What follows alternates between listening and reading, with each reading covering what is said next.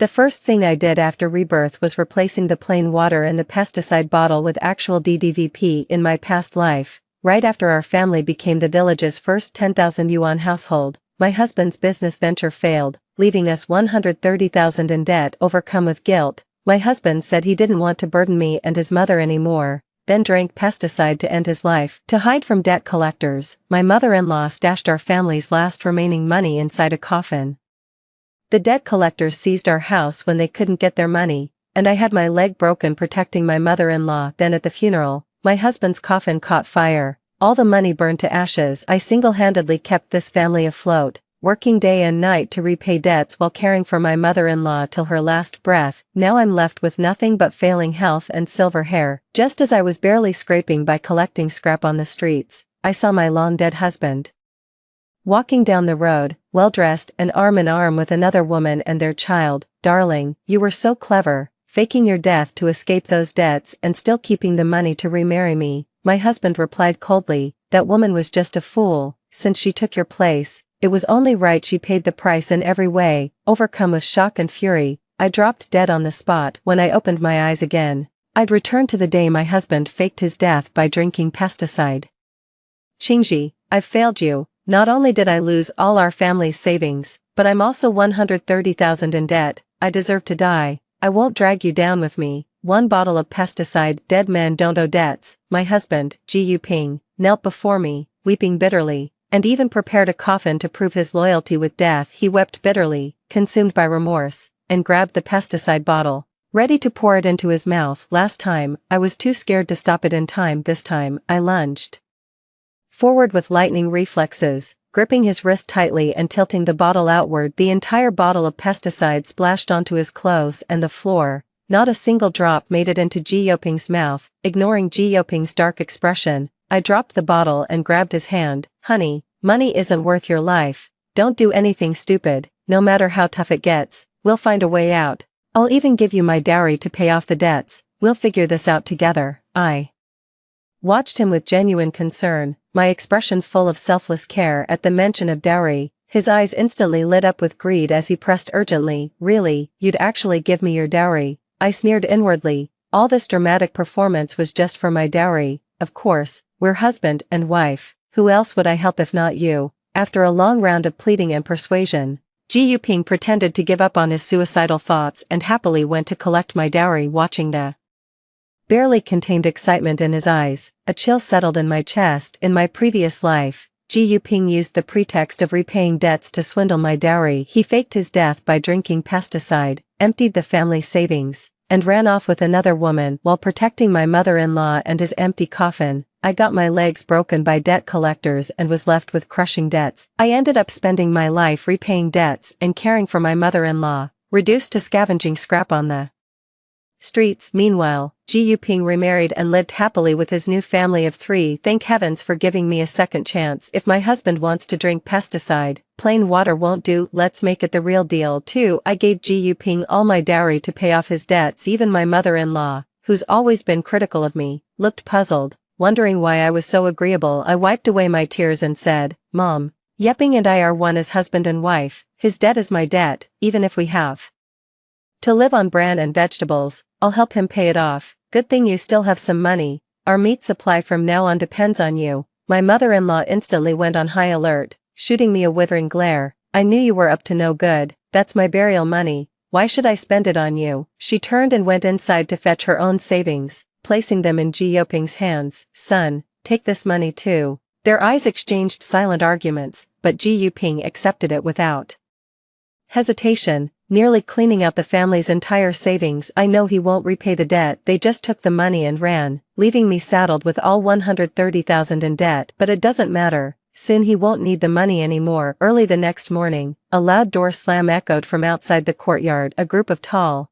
burly men surged toward the front door, their faces fierce and menacing. The leader had a scar running across his cheekbone. He kicked the courtyard gate open and slammed the stick in his hand against a stone, creating a loud crash. Ji Yuping, isn't it about time you paid back what you owe us? Last time these people came, he'd already faked his death and run off. But this time, I won't let him have his way. I quickly ducked behind Ji Yuping, my voice trembling with fear. Who are you people? what are you doing in my house, honey, help me. I even shoved Ji Yuping forward, putting him right in the line of fire. When Ji Yuping saw them, his face went pale and he instinctively shuddered. His legs trembled as he swallowed hard. Brother Zhang, 130 grand is too much, I really can't pay it back. Brother Zhang grinned menacingly, his facial scar twitching. Can't pay, you didn't say that when borrowing the money. Don't even think about skipping out on this debt. The commotion drew the attention of nearby neighbors, with several peering curiously to see what was happening, yet none dared approach.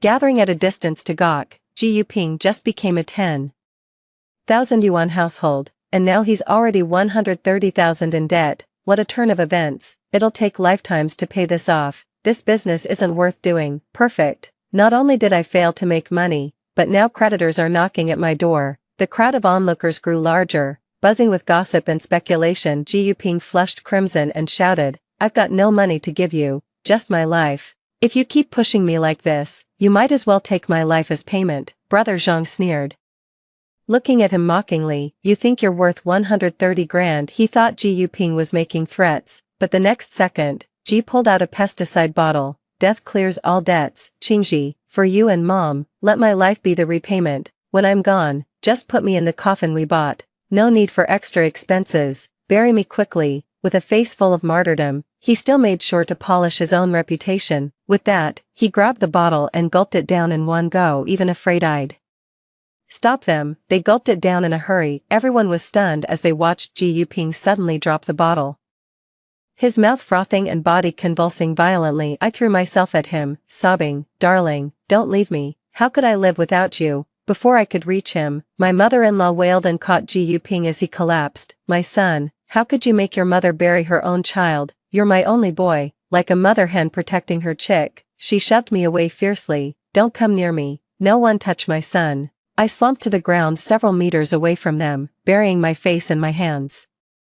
As helpless sobs racked my body, Zhang brother frowned, glancing at Ji Yuping who was rolling his eyes and drooling, then spat out in disgust. You've got guts, but you're not getting out of this debt, even in death. Brothers, we're coming back tomorrow. With the debt collectors gone, Ji Yuping lay in his mother's arms, truly on the verge of death. He began to break out in cold sweat, his body jerking spasmodically. The nosy neighbors were stunned into silence, until one kind soul spoke up, get him to the hospital now. Immediate treatment might still save his life. The old woman snapped, what hospital? Those places just swindle money. As if our family debts weren't heavy enough already, wasting it on such nonsense. She clung desperately to Ji Yuping, refusing to let go no matter what anyone said. 3. Watching Ji Yuping's breathing grow fainter, his trembling hands weakly tugged at the old woman's sleeve. Mom, help, help. The mother-in-law still thought it was about the money, and quickly said, don't worry, son, we won't let you down. We'll make sure to hide the money safely. Ji Yuping shook his head frantically, but to outsiders, it looked only like a faint movement. He barely managed to whisper, help. I immediately burst into loud, exaggerated sobs, wailing at the top of my lungs. Darling, how could life treat you so cruelly? Driven to this point, don't you dare die on me. Woo. Ji Yuping gasped for air,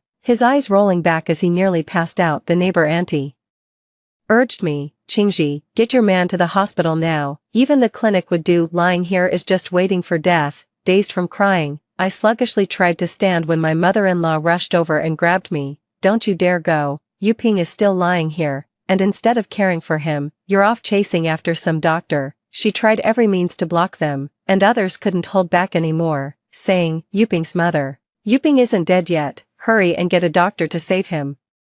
You're not going yourself. Why are you stopping his wife? Of course, the mother-in-law couldn't bring herself to say it. Stammering and hesitating at that moment, a voice broke through the crowd. Step aside, let me take a look. Someone exclaimed in surprise. Dr. Chen from the village clinic happened to be passing by and rushed over immediately. Seeing Ji Yuping's pallor, his voice turned grave. It's critical. Get him to a major hospital now. The mother-in-law hugged her even tighter. No way. Dr. Chen, embodying the compassion of his profession, didn't hesitate to take the patient from the elderly woman's arms. His face etched with urgency, he shouted, there's no time to lose. Neighbors, lend a hand. Saving a life outweighs building a 7-tiered pagoda. Some neighbors rushed to carry the patient, others persuaded the old woman to seek treatment. while someone fetched their family's tricycle. Amid the chaotic scene, the crowd worked together to lift Ji Yuping onto the tricycle. When it arrived, the mother-in-law clung to the car wheel, sobbing hysterically, "Where are you taking my son? Give him back to me." With tear-filled eyes, I pleaded, "Mom, the doctors said Yuping still has a chance, they can definitely save him." She grew even more agitated, shrieking, "No, how do I know you're really trying to save him? I know my son best, he's beyond saving now.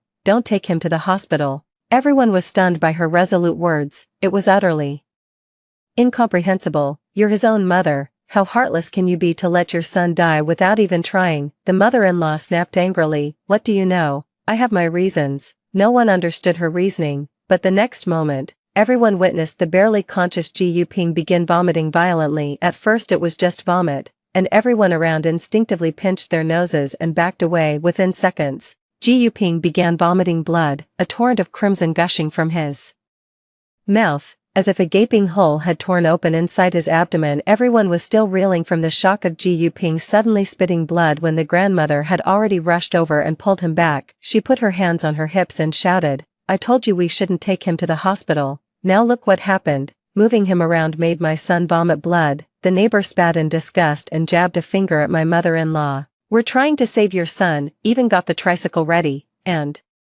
you're the one blocking us. Since when is saving a life wrong?" I pleaded desperately, "Mom, if you keep stopping us, Yuping won't make it." She whirled around and slapped me hard. "You shameless bitch, my son's barely cold in his grave, and you're already siding with strangers against me." Clutching my stinging cheek, I sobbed, "But Yuping's coughing up blood right now." Ji Yuping kept vomiting blood endlessly. After being laid on the ground by the old woman, the blood streamed from his mouth to both sides, forming a small pool beneath him. The old woman turned around and panicked slightly upon seeing this, then picked Ji Yuping up in her arms. "Yuping, we're not going to the hospital. Stop vomiting blood now, you'll be fine." Others looked at the old woman as if she were insane, but I knew she thought Ji Yuping was just putting on an act. Dr. Chen seized the moment to rush over and began examining Ji Yuping thoroughly, then checked his pulse. When Ji Yuping showed no further movement, the doctor withdrew his hand with a grave expression. "It's too late, he ingested too much pesticide, his stomach is already corroded by the poison." "My condolences," the old woman instinctively retorted. "How could that be, you quack?" She shot Dr. Chen a venomous glare, completely missing Jiu's ashen complexion and purple-tinged lips. I said quietly, "Mom, you may not know medicine, but surely you can tell if someone's still breathing." At this, mother-in-law glanced at Ji Yuping's deathly pale face and shakily reached to check his nostrils. 2 seconds later, she turned ghostly white and collapsed to the floor like a rag doll. For the mother-in-law stared at Ji Yuping in disbelief, her face contorted with terror and shock. She grabbed Ji Yuping's shoulders and shook him violently. "Yuping, Yuping, wake up." But Ji Yuping was truly gone, stone dead, his head lolling lifelessly with no response. The mother-in-law shook Ji Yuping frantically, pinching his philtrum and lifting his eyelids as if delayed grief had suddenly overwhelmed her. Her movements grew increasingly panicked until she suddenly threw herself at Dr. Chen, clutching his coat and wailing, "Dr. Chen, please look at my son, tell me what's wrong with him." Dr. Chen muttered in bewilderment, "What's the point now? You refused to take him to the hospital earlier when he still had a pulse. Look at his constricted pupils, that's a classic symptom of pesticide poisoning." The mother-in-law sprang to her feet, face flushed crimson. "Impossible, how could my son have pesticide poisoning?" The neighbor gave her an odd look. "We all saw Ji Yuping drink an entire bottle of pesticide, what else could it possibly be?" The mother-in-law turned deathly pale as she finally remembered the pesticide bottle that had been tossed in the corner earlier. She rushed over to pick it up, and with one careful sniff realized it was actual pesticide, not water at all. It was then that she realized the fatal flaw in their plan. Ji Yuping was supposed to fake his death, but had accidentally drunk real pesticide. All the previous symptoms were real. Coughing up blood wasn't an act. Ji Yuping was poisoned to death by a bottle of pesticide, and the best chance for rescue was missed. My mother-in-law was filled with regret. She genuinely believed Ji Yuping hadn't drunk the pesticide and had done everything to stop us from taking him to the hospital. Never imagined he'd already gone stone cold. The sight of that filthy corpse on the ground filled me with savage satisfaction. Just then, my mother-in-law rushed over, slapped me hard across the face, and started screaming curses at me. You bitch, was it you? You poisoned Yuping with pesticide. How could you be so heartless? Yuping was your own husband, and you murdered him with poison. Her eyes were bloodshot, glaring at me with pure hatred. The slap knocked my head sideways, my cheek burning and swelling instantly as I protested tearfully, Mom, what are you talking about? Everyone saw Yuping drink that pesticide. Himself, he even said deaths die with the deader. Doesn't that prove he'd made up his mind to die? I couldn't stop her. She was determined to save the person and rushed Yuping to the hospital. You're the one who insisted on stopping me, refusing to let me go, and then accused me of being a traitor. Tears poured down like a floodgate opening, and I sobbed uncontrollably, gasping for breath. One by one, the grievances were laid out, and the mother-in-law instantly became a hysterical, unreasonable old woman. The neighbors had come with good intentions to help, only to be scorned by the old woman. Already upset, they now responded with biting sarcasm. Yuping's mother, are you losing your mind? First you say your son is beyond saving, then you want to save him, and when he's actually dead, you blame it all on your daughter-in-law, acting all crazy, must be out of their mind. This is clearly targeting Qingxi. They're just looking for a scapegoat to pin the deaths on her.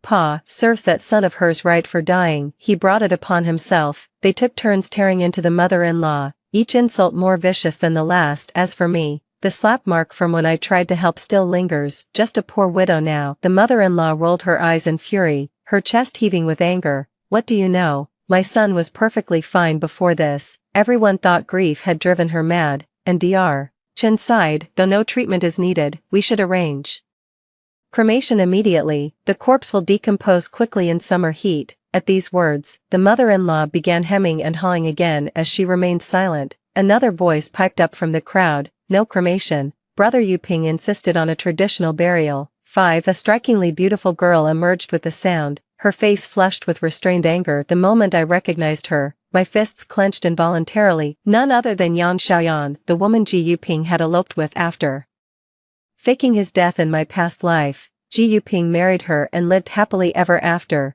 raising children together. Did none of you hear? Brother Yuping specifically asked for burial. He even bought the coffin himself. The deceased's wishes are sacred. How could we disregard them? Yan Xiaoyan lifted her chin with solemn dignity, reprimanding the others with righteous conviction. She then approached the grieving mother, reassuring her softly, Auntie, don't worry, Brother Yuping won't be cremated. I'll help you carry him into the coffin myself. I could tell Yang Xiaoyan didn't know Ji Yuping was really dead either. She only stepped forward because she feared we'd insist on cremation, but for some reason, the mother-in-law's eyes flickered briefly without offering a denial. Someone asked suspiciously, who are you? What's your relationship with Ji Yuping? A faint blush rose on Yan Xiaoyan's cheeks as her hand instinctively moved to her belly. I'm Yuping's friend, came to visit him today. Never expected to walk into this scene. Yuping's gone, and he even prepared his own coffin. Can't we at least honor his final wish? Hearing this, the others began hesitating. Cremation or burial made little difference to them.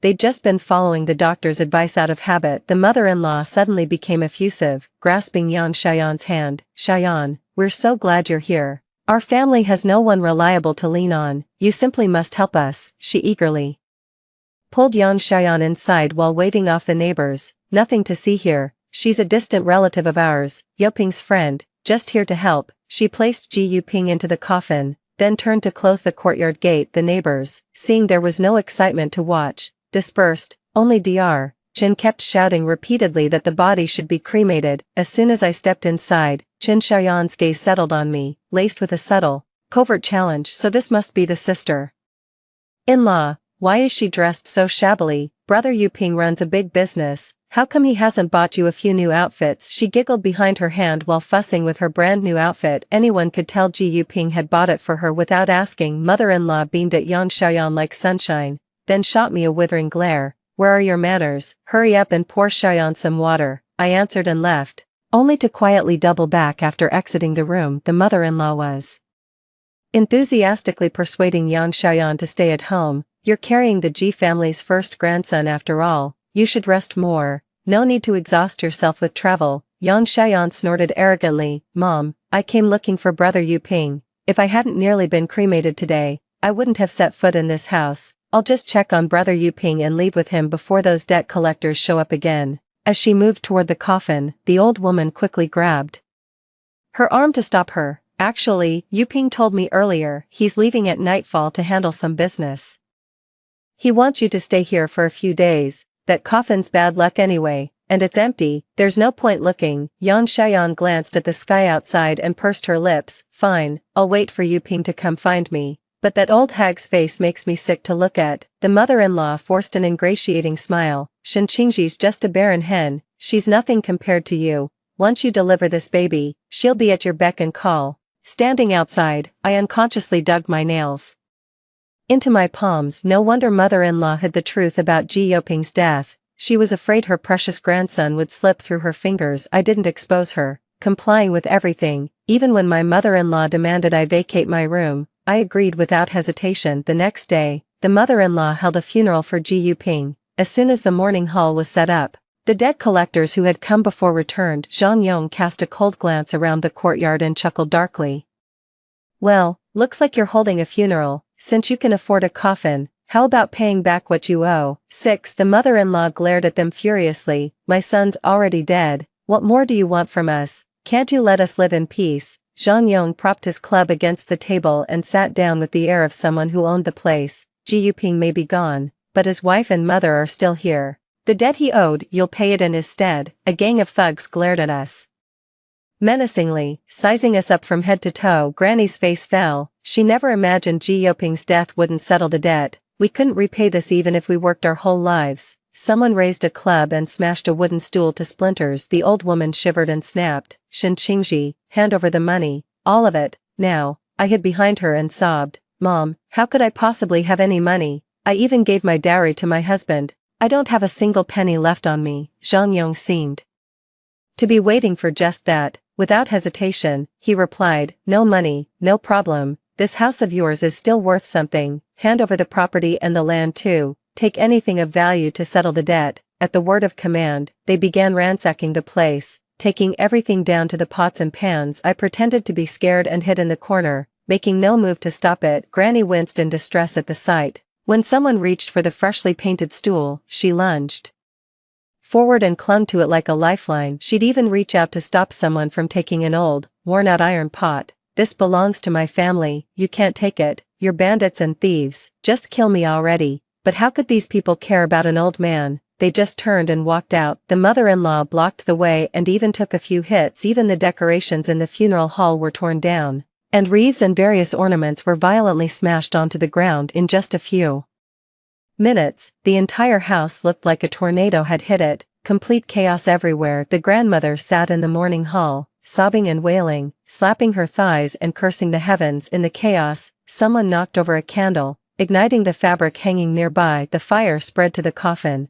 and within moments, it spiraled completely out of control. The entire coffin burned like a giant oil drum, becoming the epicenter of the flames. The old woman was the first to react, wailing, my child. With the gate still ajar after Zhang Yong's group left, neighbors rushed in to help extinguish the fire. I blended into the crowd, knowing full well the coffin wouldn't stop burning until nothing remained. To ensure his staged death would be convincing, Ji Yuping specially crafted this coffin using highly flammable wood, thoroughly coating both interior and exterior with tung oil. In my past life, I desperately fought the flames only to be left with a pile of ashes. This time, I watched coldly as the coffin burned beyond recognition, revealing the charred corpse within. In the smoke-filled mourning hall, the old woman sat covered in soot before the coffin, her face etched with profound sorrow. My son, my money. Someone wondered, what money? The stuff that got stolen. I realized it was all the money mother-in-law and I had given Ji Yuping to repay his debts, every last cent stashed away in that coffin. Ji Yuping had planned to fake his death and flee with the money, but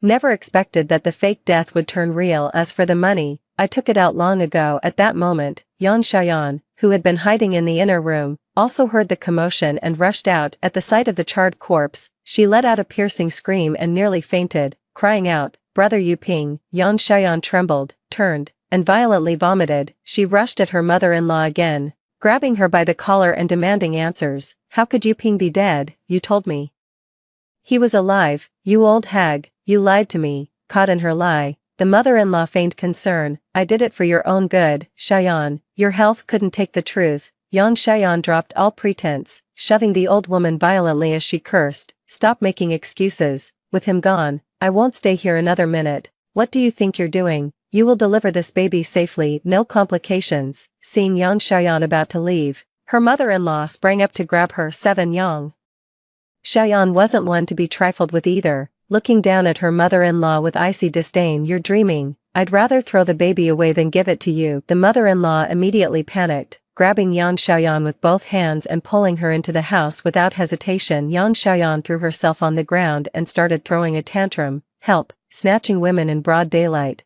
What era is this? Have we no laws left? This is outrageous. The crowd stood frozen in shock.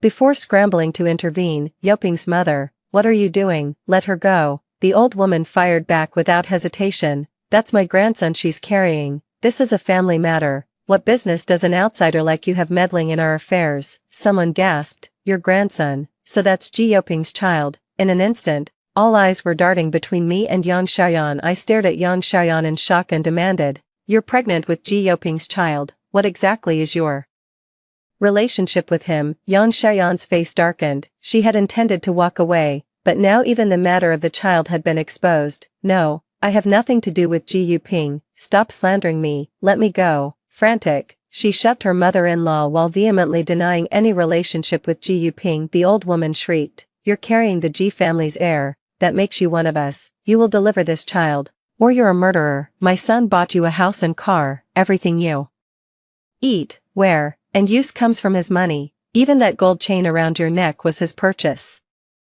She reached for the gold necklace hidden around Yang Xiaoyan's neck and yanked it out, the gleaming gold catching the light. Someone gasped, didn't Ji Yoping's business fail? How can he still afford such luxuries? The mother-in-law scoffed, my son would never fail. He borrowed 130,000, 70,000 or 80,000 of which went to buying things for Yang Xiaoyan. Poor man poured his heart out to this woman, yet couldn't even leave behind an heir when he died. Yang Xiaoyan flushed crimson, clutching her gold necklace as she retorted, he gave me these things willingly. I stayed by his side without even a proper title. Can't I at least take some compensation? The mother-in-law sprang up, you admit it, taking favors then turning hostile. How shameless. You're not leaving today. Our Ji family heir must be protected. Yang Xiaoyan slapped her mother-in-law with a sharp crack. This house is dirt poor. Who'd want to stay here anyway? The two men wrestled again, turning the courtyard into a chaotic mess. After all, it was a family matter. The bystanders just gathered around to watch the drama unfold,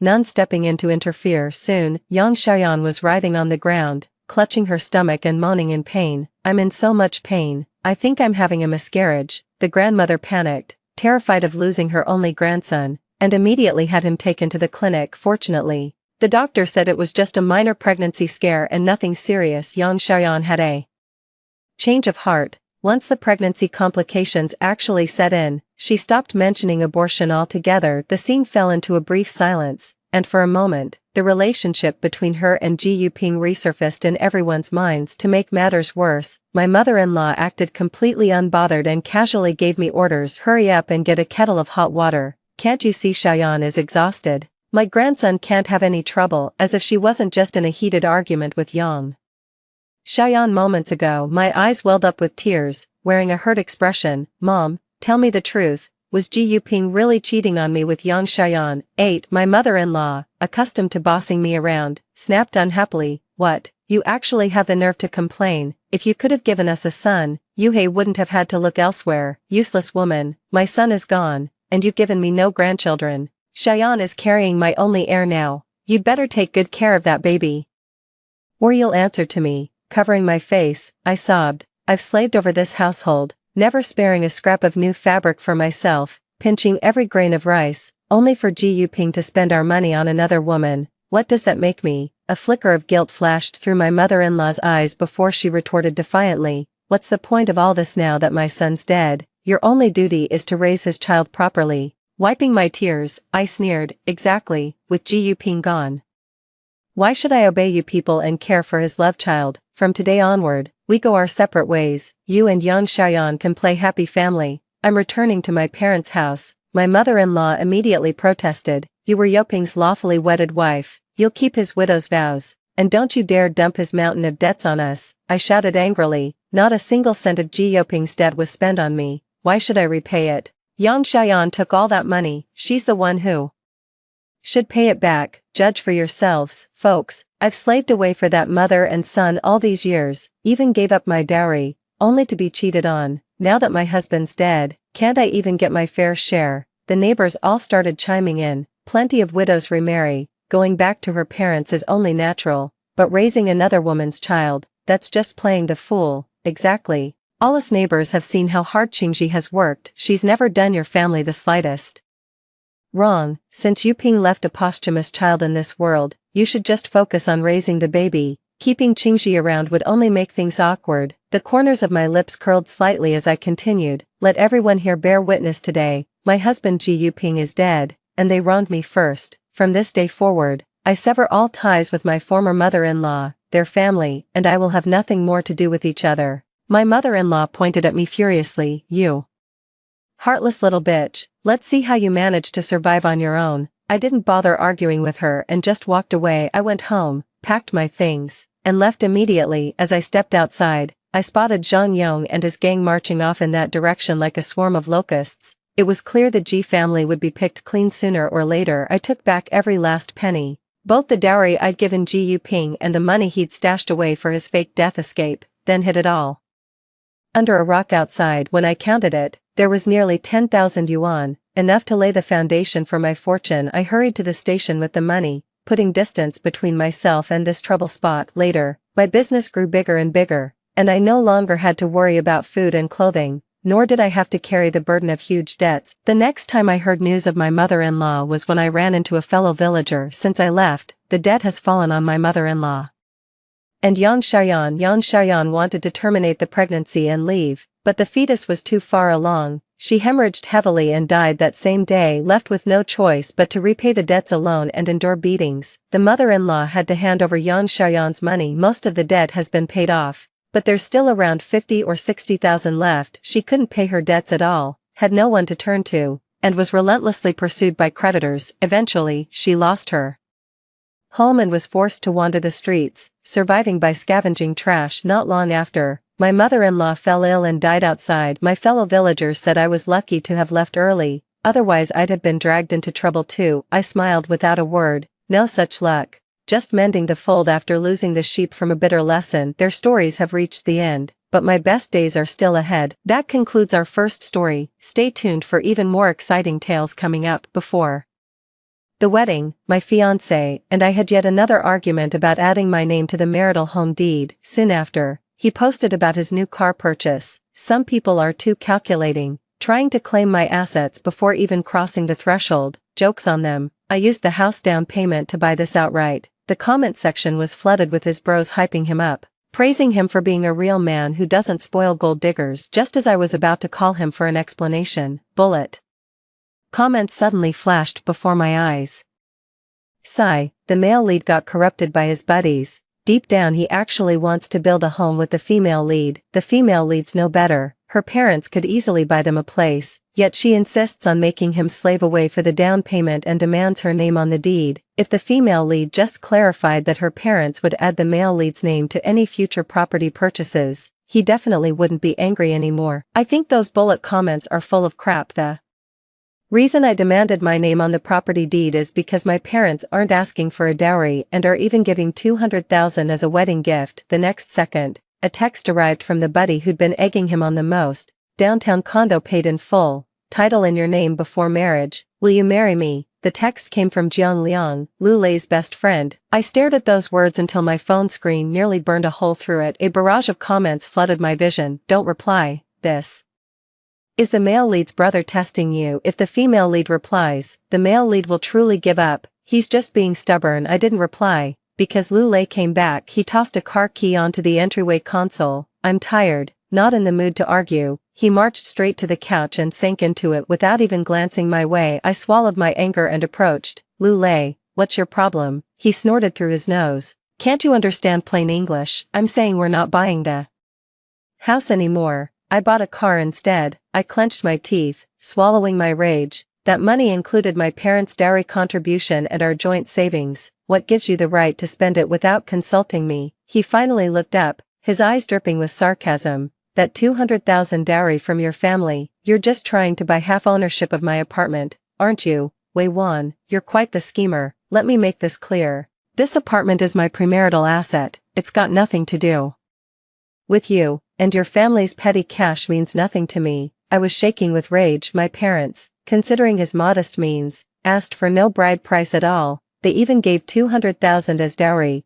only requesting to add my name to the deed, just for peace of mind and some security for me. Yet in his words, it became some elaborate scheme our whole family had plotted. The barrage of comments popped up again. The male leads all bark and no bite. He loves you so much, why would he actually care about this?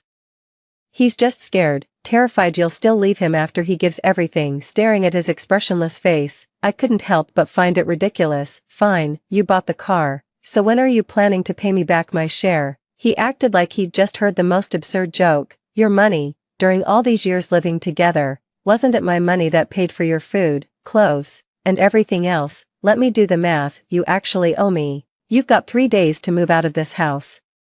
I need some space to rethink our relationship. He put on his headphones and closed his eyes, shutting down any possibility of conversation. As I looked at the man I'd loved for 5 years, my heart grew colder by the second. Evaluate the relationship, just a tactic to force my hand. He was certain I couldn't live without him, certain I'd compromise everything for him, but this time, he was mistaken too. I began quietly packing my bags. Lu Lei thought I was just throwing a tantrum, so he ignored me and spent every day driving his new car out with friends, living it up. On the third day, his mother called. As soon as the phone connected, I was met with a barrage of angry accusations. Wei Wan, how can you be so unreasonable? What's the big deal about buying a car? A man needs a nice car to command respect and get ahead in his career. You youngsters need to think long-term, making such a scene over whose name goes on the deed. You've completely humiliated our Lu family. I clutched my phone.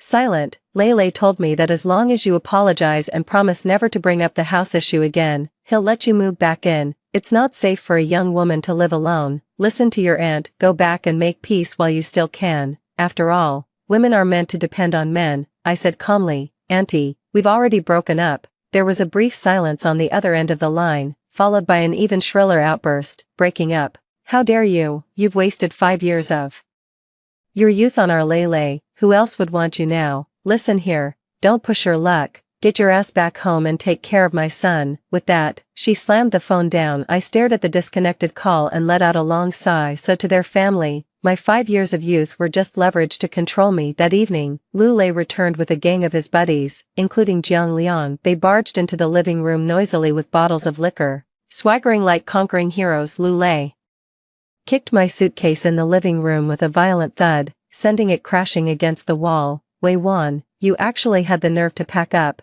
He pointed at me drunkenly, his face twisted in undisguised mockery. His buddies erupted in raucous laughter, a cacophony of whistles and crude remarks filling the air. Lei, looks like your wife's putting you in your place. Women, just sweet talk them and they'll come around. Give it a couple days and she'll behave. I ignored them and bent down to steady my suitcase. A hand pressed down on the suitcase. It was Jiang Liang. He didn't look at me, but turned to Lu Lei and said, lazy, that's enough. Don't make a bigger deal out of this. Lu Lei shoved him aside. Get lost, you don't get a say here. Wei Wan, this is your last chance, put it back, pour my boys a drink and apologize, then we'll call it even. The barrage went absolutely wild. Apologize now. ML is giving you an out here. He's drunk but still loves you. Why else would he bring his crew to back you up? I straightened up, glaring coldly at Lu Lei. First, we've broken up. Call me by my full name. Second, that's my property you damaged. You're paying for it. Third, I won't apologize. You're the one who owes me an apology. Fourth, get out of this house immediately, until I move out.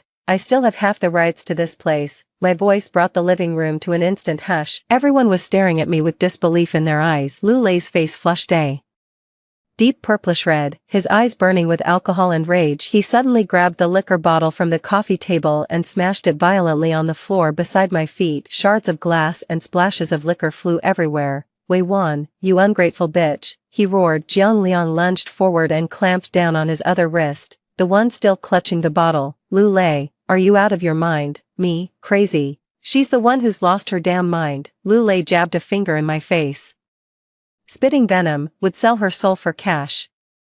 That one, now she dares try kicking me out. Who the hell do you think you are? I took out my phone, turned on the recording, and called my dad. The call was answered almost instantly. Dad, has the moving company you hired arrived? Tell them to come straight up. The passcode is XXXXXX. It's a bit noisy over here. Yeah, just saying goodbye to some friends. I put it on speaker, and my father's steady voice came through clearly. Got it, I'll hurry them along. Wan, don't be scared, I'm waiting.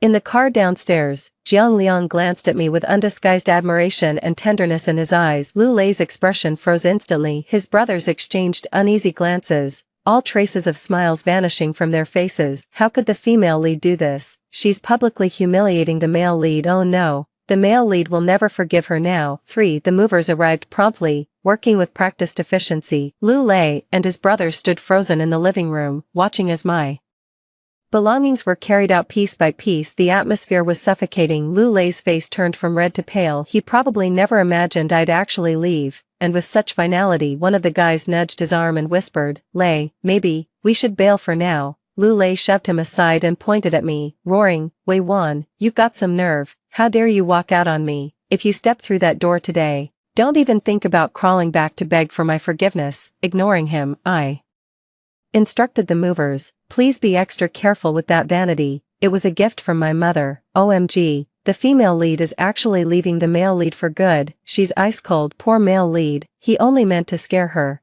but his bluff backfired spectacularly. Her father was actually waiting downstairs, no wonder she acted so brazenly. The barrage of comments kept chattering away, yet I'd never felt such profound peace. After loading everything into the car, I took out my phone and opened the chat.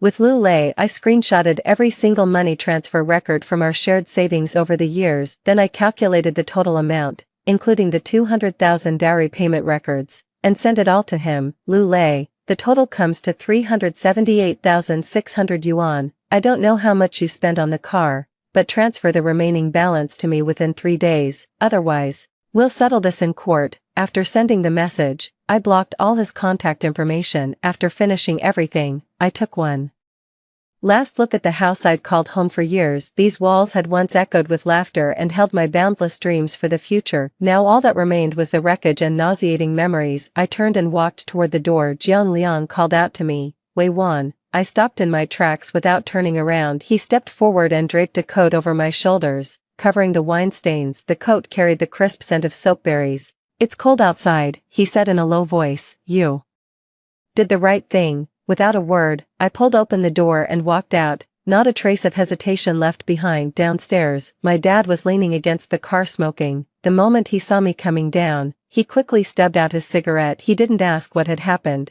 just opened the backseat door and motioned for me to get in. Going home, the car started, and through the rearview mirror, I saw Lu Lei rush out of the building, standing by the roadside, staring blankly as our car drove away. The male lead is chasing after her. He's regretting it. The female lead, turn around and look at him. If the female lead gets off the car now, they're sure to reconcile. I averted my gaze, leaned back in the chair, and closed my eyes. When I got home, Mom had already prepared a table full of my favorite dishes. They didn't ask any questions, just kept serving me food, as if I'd simply been away on a long trip and just returned today. After dinner, Dad called me into his study. He handed me a document folder. This is the purchase contract for that new downtown property, fully paid, under your name. The passcode is your birthday. You'll move in tomorrow. I froze. My father patted my shoulder and said, a Wei family daughter never needs to live at others' mercy, nor trade property deeds for so-called security. Your parents will always have your back.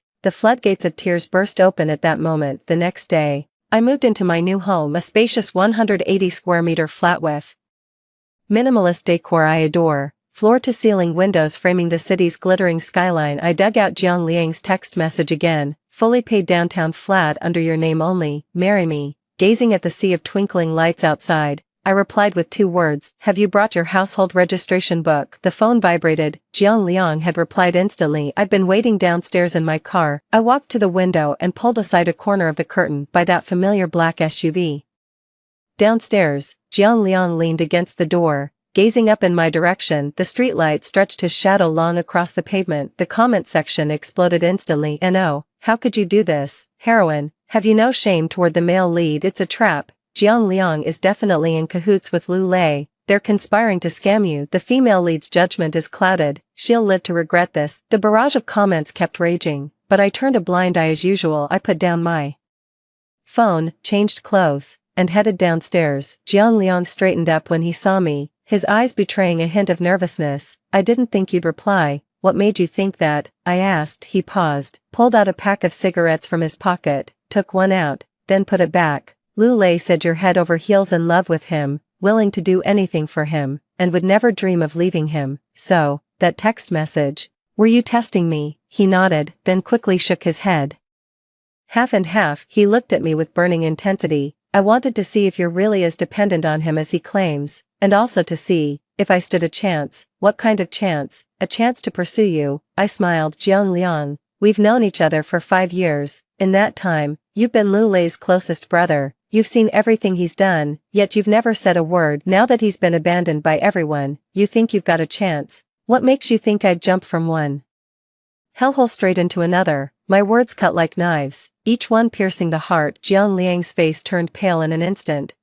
His Adam's apple bobbed as he struggled to form a coherent sentence for what felt like an eternity. Hell yeah, the heroine finally woke up. Destroy him, huh? Why did the barrage suddenly shift tone? Don't spout nonsense if you don't understand. We're using reverse psychology to help the heroine see through the second male lead's true colors. Watching these flopping bullet comments, I could only feel how absurd this whole situation was.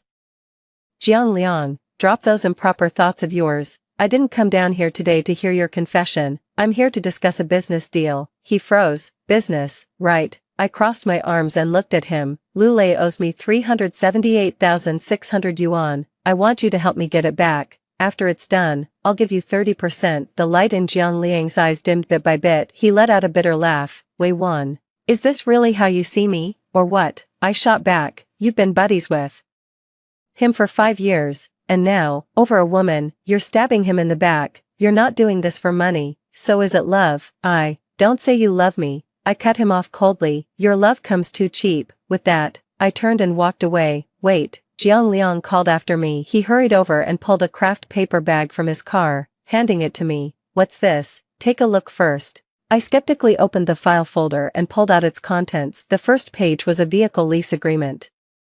The second page contained a thick stack of betting slips. On the third page was a loan agreement from an online lending platform, with Lu Lei as the borrower. My name and ID number were shockingly listed as the emergency contact. My hands began to tremble. He never bought the car. No. Jiang Liang's voice was heavy. The car was rented, 800 a day, the down payment for the house, plus your 200 grand. All went into his sports betting. Lost every last cent, but that wasn't enough for him. He used your info to take out loans on multiple platforms, over 500,000 in total. Wei Wan, he's been lying to you from the very beginning. The world spun around me, my legs nearly giving way. The barrage on screen descended into unprecedented chaos, like scrambled signals. The text itself began to warp and distort. How could this happen? The male lead gambling. That's not in the script. Oh no. It's all over. The male lead's character just got ruined. Hurry, the heroine, do something to help the hero pay back the money. He was just momentarily confused. I steadied myself against the car door,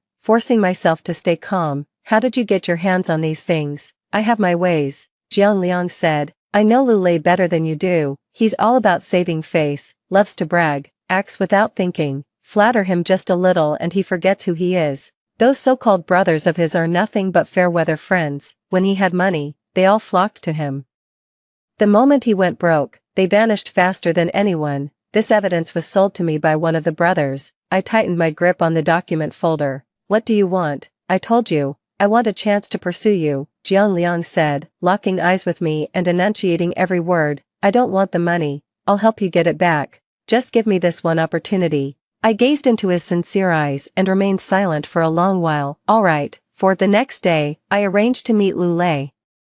The meeting spot was at the cafe downstairs from my new place. He arrived decked out in designer clothes, a brand new watch on his wrist, his hair slicked back with an air of smug satisfaction. When he spotted me, a triumphant smirk curled at the corner of his mouth. What's this? Having second thoughts? Come crawling back to me now that you've seen sense. He pulled out the chair across from me, sat down, and crossed his legs. Listen up, Wei Wan. It's too late for that. Now you're the one begging me, so I set the terms. The bullet comments are active again. The male lead is playing hard to get. He still loves the female lead deep down, just swallow your pride and give him an out. Then it'll all blow over. I ignored him and didn't glance at the barrage of comments, simply sliding the craft paper envelope across to him. Take a look. Lu Lei's smile froze on his face. He gave me a skeptical glance before opening the file folder. His face turned deathly pale the moment he spotted the car rental agreement and sports betting slips inside. He jerked his head up, his eyes wide with shock and terror. How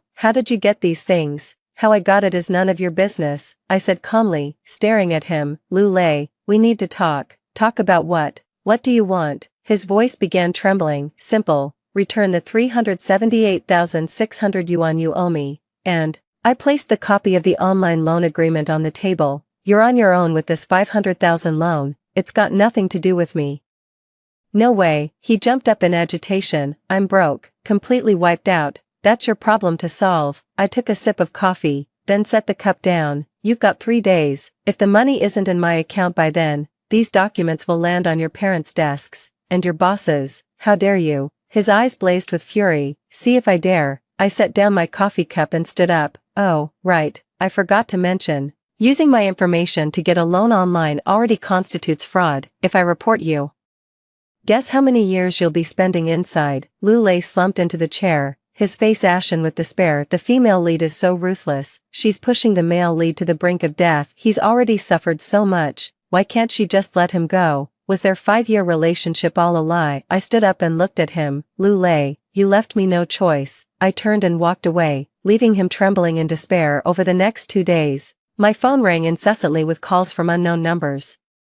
There were threatening calls from debt collectors and Lu Lei's mother wailing hysterically, Wei Wan, you heartless witch. Are you trying to destroy our entire family? What on earth did Lei do to deserve this treatment from you? He's just a child. You still have to pay back that 500 grand, you dated her, that makes you responsible. I ignore all of it and just block them outright. On the afternoon of the 3rd day, I received a bank deposit notification on my phone. 378,600 yuan, not a penny less. Right after, Jiang Liang sent a message. All set, I replied. Thanks. Are you free tonight? I'd like to take you to dinner, he asked. I gazed out the window, thought for a moment, and replied, sure. That evening, Jiang Liang came to pick me up by car. He took me to a quiet, intimate private kitchen. Over dinner, he filled me in on what happened to Lu Lei afterward. Lu Lei had to sell his parents' house back home just to scrape together enough money to pay me back. He's still trying to plug the hole in his online loan debt. Because of this, he lost his job, spent his days dodging debt collectors, and looked utterly worn out. His brothers had already scattered like birds and beasts. His parents keep showing up at his rented place every day now,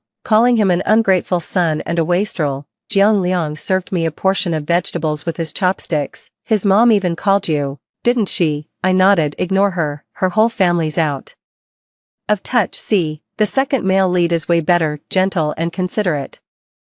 Not childish like the male lead. I'm starting to ship both the main couple and the second male lead. Don't talk nonsense. The male lead just made a mistake. He'll change. The female lead should give him a chance. The bullet comments became divided, with everyone arguing. I asked Jiang Liang, why are you helping me? Jiang Liang set down his chopsticks and looked at me intently. Wei Wan, truth be told, I knew you before Lu Lei ever did. 5. I froze. During sophomore year, at the freshman welcoming party, you gave a speech as the student council representative. Jiang Liang's voice was soft, as if reminiscing about a long-cherished memory. You wore a white dress that day, standing under the spotlight. You were radiant. I was in the audience, volunteering for the sound system. That's when I first noticed you. Later, Lu Lei said he wanted to pursue you, and all the guys in our dorm were giving him advice. I stayed quiet because I knew I wasn't as smooth-talking as him, nor did I come from money like his family. He gave a self-deprecating chuckle. I could only watch as he won you over,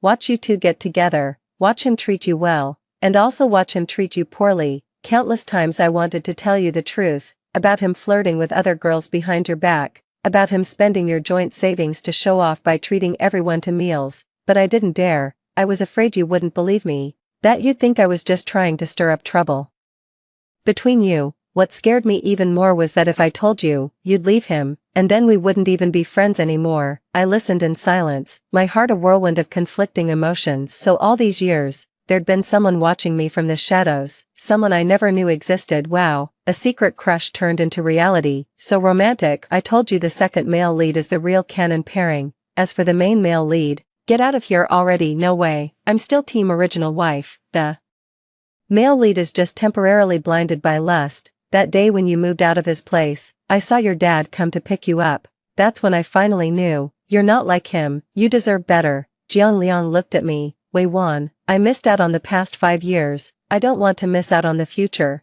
So when you sent that text, you really meant you wanted to marry me? He nodded solemnly. Yes, even though I just got out of a failed relationship and don't trust men or marriage anymore. I'm willing to wait, he said, until you believe in love again, until you're ready to accept me. We talked about so many things over that meal, sharing college memories, discussing post-graduation careers, and exchanging stories about our hobbies. I realized Jiang Liang and I had so much in common. We both love classic films, admire the same director, and enjoy sipping hot cocoa on rainy days. Talking with him felt incredibly comfortable and relaxing. It was a feeling I'd never experienced with Lu Lei before. After dinner, he walked me home. When we reached my building, I spotted a familiar figure. Lu Lei. He'd lost considerable weight, with stubble covering his face and bloodshot eyes. His eyes instantly reddened when he saw me stepping out of Jiang Liang's car. He rushed over and grabbed my wrist. Wei Wan, you're with him, you bitch. I should have known you two were screwing around. Jiang Liang immediately got out of the car, shielded me behind him, and punched Lu Lei square in the face. Watch your damn mouth. Lu Lei staggered from the blow, blood trickling from the corner of his mouth. Far from being scared, he only laughed more maniacally. What? Hit a nerve? Can't take the truth. He pointed at me,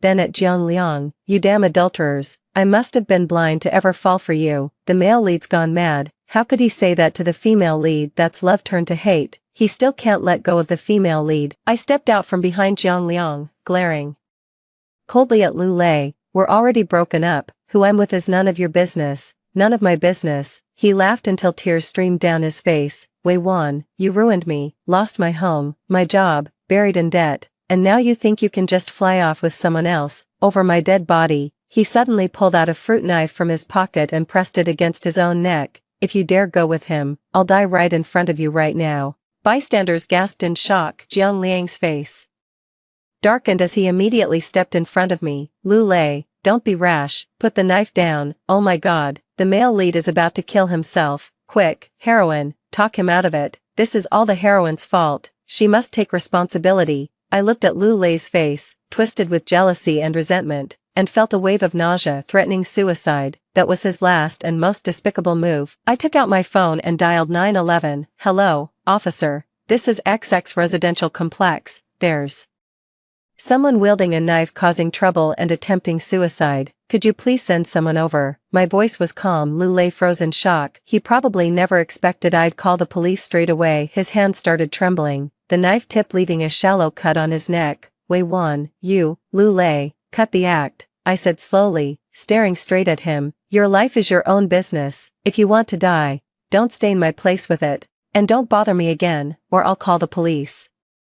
Every time I see you. 6. The police arrived quickly. Seeing the flashing police lights, the madness on Lu Lei's face instantly froze, replaced by panic. Officer, it's a misunderstanding. I was just joking with her. 2 officers pinned him down with his arms twisted behind his back, the fruit knife clattering to the ground. He kept slurring my name incoherently. That pitiful sight was a far cry from the dashing man I remembered. With the cold handcuffs clicking shut, the chaotic barrage of comments before my eyes was instantly cut off, leaving only a faint whisper of no, before vanishing completely when he was taken into the police car. His mother also rushed over upon hearing the news. The moment she saw me, she lunged at me, ready to throw a punch. You heartless woman, you're the one who ruined my son. I'll fight you to the death. Jiang Liang swiftly intercepted her. She threw a tantrum right in the courtyard, rolling on the ground while screaming my name and hurling insults. It drew quite a crowd of nosy neighbors. My parents were startled by the commotion and came downstairs. My mother frowned as she watched the woman rolling on the ground. My father strode over and looked down at her with an imposing stance. Madam, your son's case was handled by the police. It has nothing to do with our Wan. If you keep causing trouble here and slandering my daughter,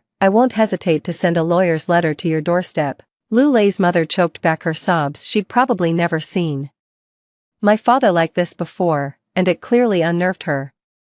Your whole family ganging up on a widow and her child," she muttered with false bravado. "Ganging up," my mother scoffed. "Where was this outrage when your son swindled our Wanwan's money for gambling, piled up debts, and took out loans in her name? Where was your bullying complaint when your son threatened my daughter with a knife? Now that the police have taken him away, you come here making a scene and accusing us. Is there anyone in this world as unreasonable as you?" My mother's words carried such weight that the gathered neighbors began murmuring among themselves. "So it turns out the man's the real piece of work here, scamming people for gambling money and threatening them with a knife. That kind of person deserves to be locked up. His mother's no saint either. The apple doesn't fall far from the tree." Unable to bear the judgmental stares, Lu Lei's mother slunk away in shame, and so the farce came to an end. After getting home, my parents called me into the living room. The atmosphere was a bit tense. Wan, that boy named Jiang Liang, my mother began hesitantly. My dad went on to say, "We know you're hurting after ending a relationship,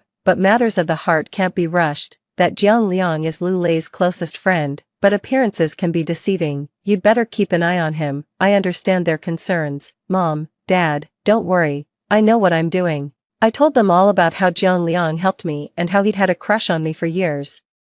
After hearing this, they fell silent. After a long pause, my father finally let out a sigh. "It's your decision to make. Whatever you choose, your mom and I will support you. But remember, your safety comes first." I nodded. "I know." The once chaotic barrage of comments had fallen into an eerie silence, leaving only the raw sounds of reality in my world. Life remained uneventful for the next fortnight. Lu Lei stayed in detention, and his mother never came to make trouble again. The online lending company didn't bother me anymore, since I had evidence of Lu Lei's fraud and the police report. Jiang Liang sends me messages every day, good morning, good night, without fail, but he knows how to keep his distance, never overly enthusiastic, and never making me feel uncomfortable. He'd share with me the movies he watched, the music he listened to, and the interesting things he came across. Sometimes he'd drive all the way to my office just to bring me my favorite bubble tea, then leave. Without another word, we maintained a friendship, yet there was this unspoken tension brewing between us. 2 weeks later, Lu Lei was released. He never came to see me again. I thought this matter was finally behind me until one day, my father called me with unprecedented gravity in his voice. Wan, come home immediately, don't go anywhere else." 7. My heart sank, and I immediately took leave to rush home. The moment I stepped inside, I saw my parents sitting stiffly on the couch, their faces livid. A stack of photos lay on the coffee table. The pictures showed me in intimate poses with a strange man. Some were taken at the hotel entrance, others in the bar booth, all from sneaky angles that made it look like I was wrapped in his arms. In the photos, my eyes were glazed over, my clothes disheveled. "What is this?" My voice trembled. "This morning, someone anonymously sent these photos to your father's office and our neighborhood group chat." My mother choked back tears. "Now the whole company, the whole community, everyone's talking." I picked up a photo. The photo is photoshopped. My face was placed on another woman's body, but the photo editing is so skillful that it's nearly impossible to spot any flaws. My mind buzzed with static, but no words surfaced to tell me what to do. But I didn't need to think to know who did this. Lu Lei, he's trying to completely ruin me. I took a deep breath, forcing myself to stay calm. "Mom, these photos are fake. We know they're fake," my father said gravely, "but gossip is a fearful thing. The rumors spreading outside are vicious, and they're seriously damaging your reputation. I've already hired someone to track down the sender and filed a police report, but, with these kinds of things, once they spread, the damage is done even if they're eventually proven false. I understand what my dad means. In this society, hostility toward women always comes easily and violently. A single fake photo and a few rumors are all it takes to ruin a girl's life." I sat on the sofa, feeling cold all over. Just then, my phone rang. "It's Jiang Liang." I answered the phone, my voice a little hoarse. "Hello, I see it." His voice was low. "Don't be afraid, leave it to me." "How could you?" "I've been investigating Lu Lei. Right after his release, he connected with someone who specializes in this kind of dirty work," Jiang Liang said. "He photoshopped those pictures and spread them himself. I've already got the evidence. Don't do anything now.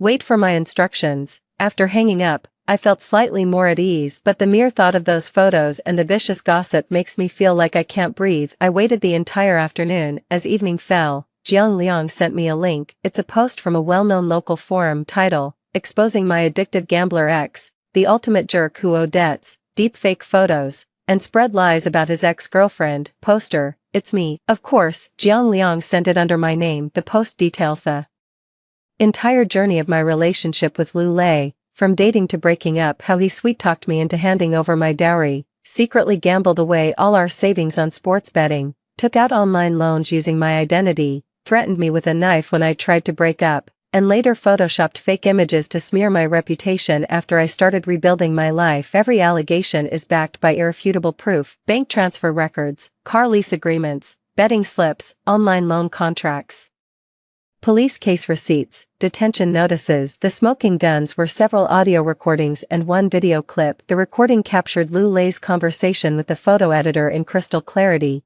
plotting the image manipulation, scheming to spread rumors, and laced with Lu's venomous curses: "I'll ruin her reputation. She'll never be able to show her face in public again." The surveillance footage shows Lu Lei sneaking around and stuffing those photos into mailboxes across multiple residential complexes. The evidence chain is complete, the logic is sound, and the case is irrefutable. At the end of the post, there was a sentence: "I once loved you and cherished dreams of our future, but your repeated lies and cruelty drained every last drop of my affection. I chose to leave to save myself, yet you're determined to destroy me. Lu Lei, I don't know what twisted you into this, but your actions have crossed legal boundaries. See you in court." The post exploded like a bombshell, instantly setting the entire local internet ablaze.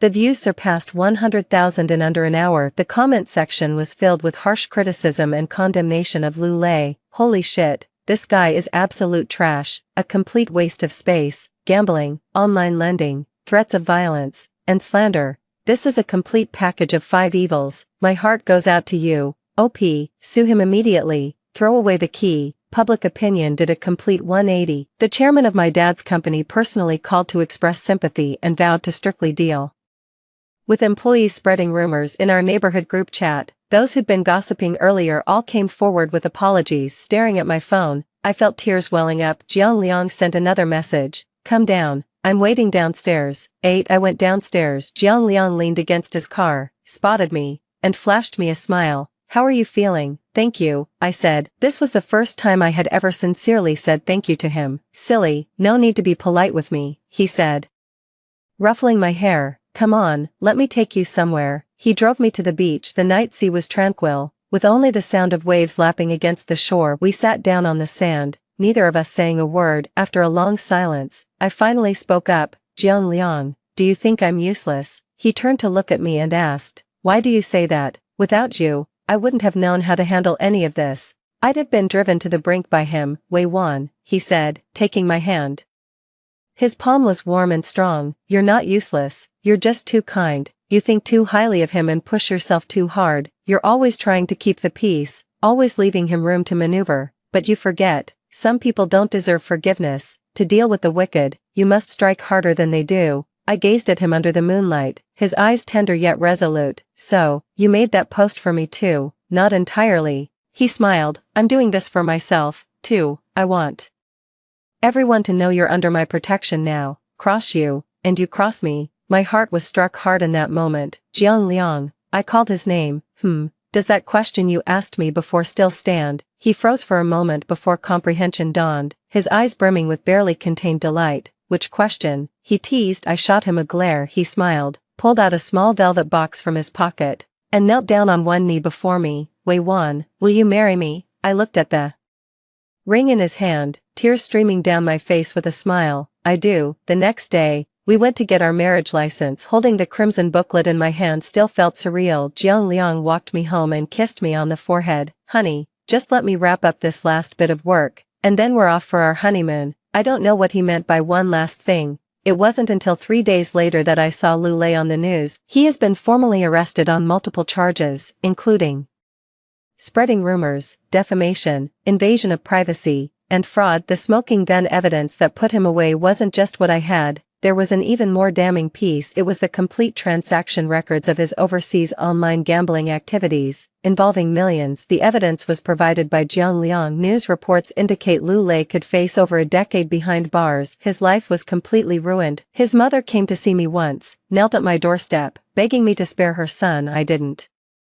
See her, showing mercy to such people is nothing but cruelty to yourself. Everything has settled. My parents are absolutely thrilled with Jiang Liang as their son-in-law. They transferred the luxury apartment originally bought for me directly under both our names as a wedding gift. Jiang Liang initially refused, saying he already had his own place. My father patted his shoulder and said, "This is our dowry for our daughter. Please accept it with peace of mind. From now on, Wan is in your care."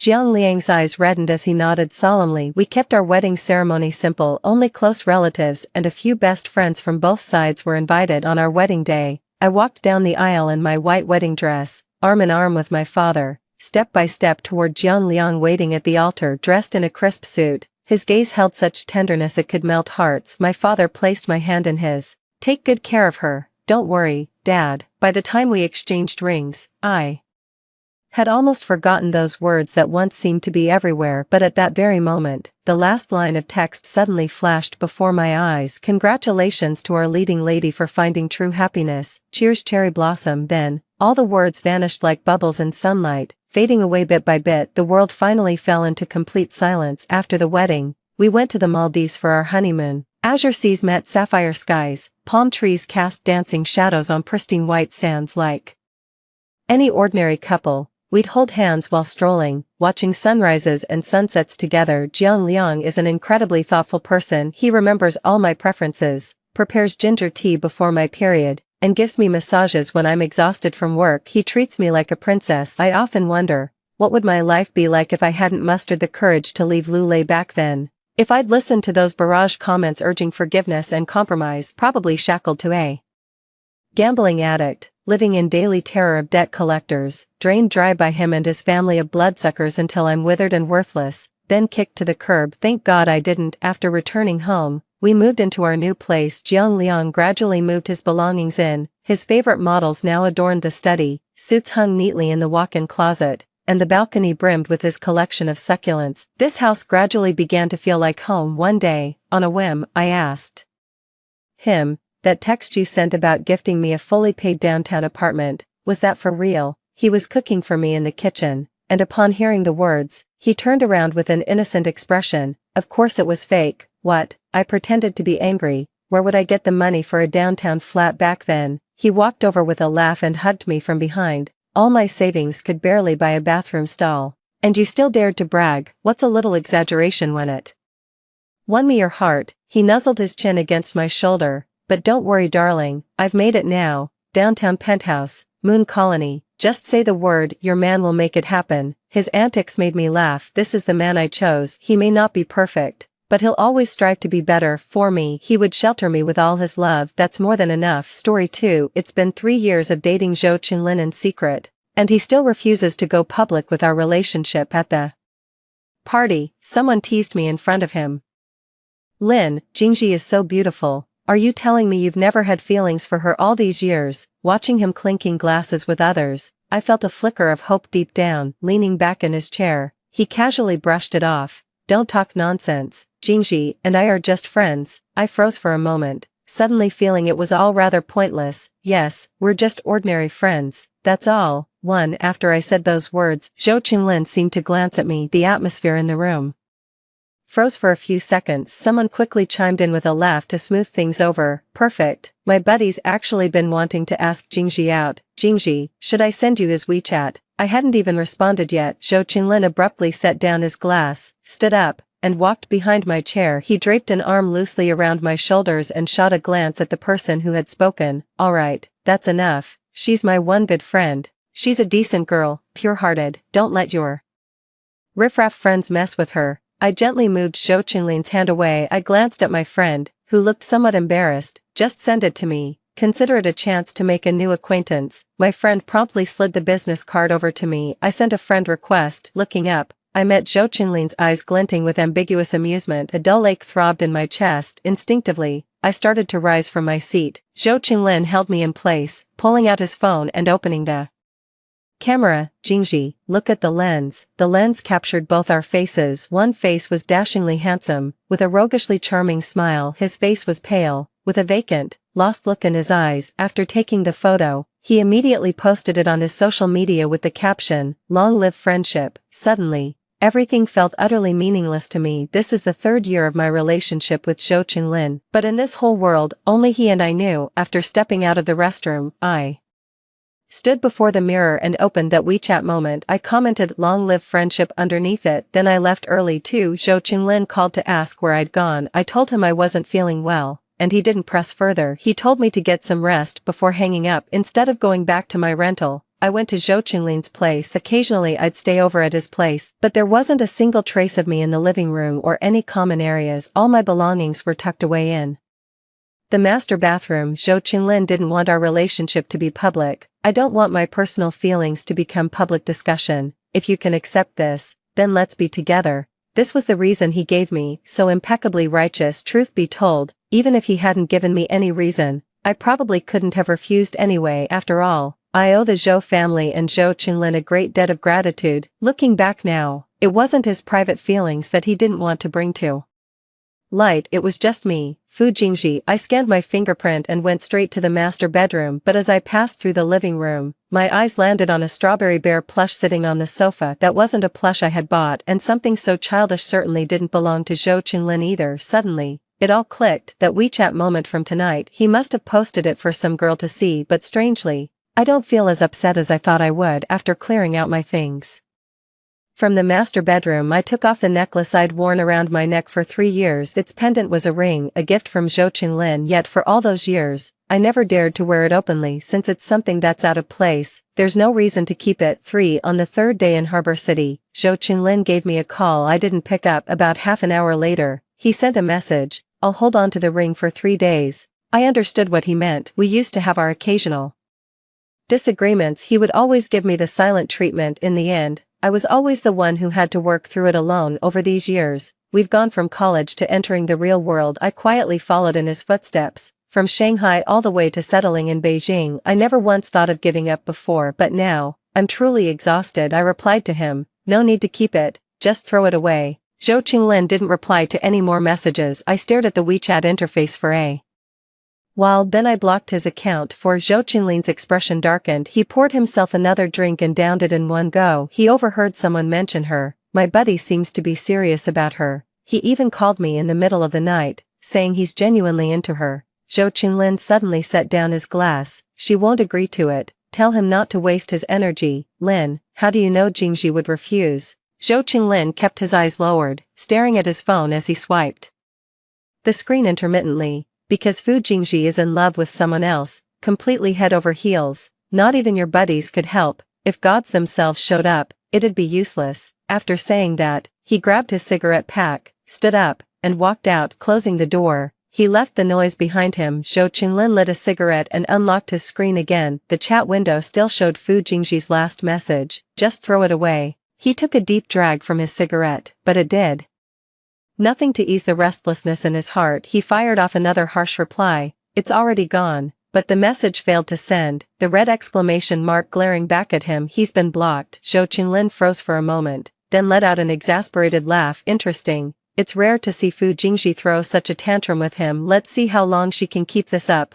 Time flew by during my stay in Hong Kong. A whole week had passed in the blink of an eye. The night before my vacation ended, and I had to return to Beijing. While I was hanging out with my friends, I ran into a senior from my high school days. Just as Gu Yanjing walked in, dressed in a sharp black business suit, tall and poised, my 2 best friends nudged me at the same time and started teasing. I felt a bit awkward, and maybe from the drinks, my cheeks were burning, but Gu Yanjing stood there, his gaze resting openly on my face. "Jingji, it's been a while." I quickly rose to my feet. "Senior Gu, it's good to see you again."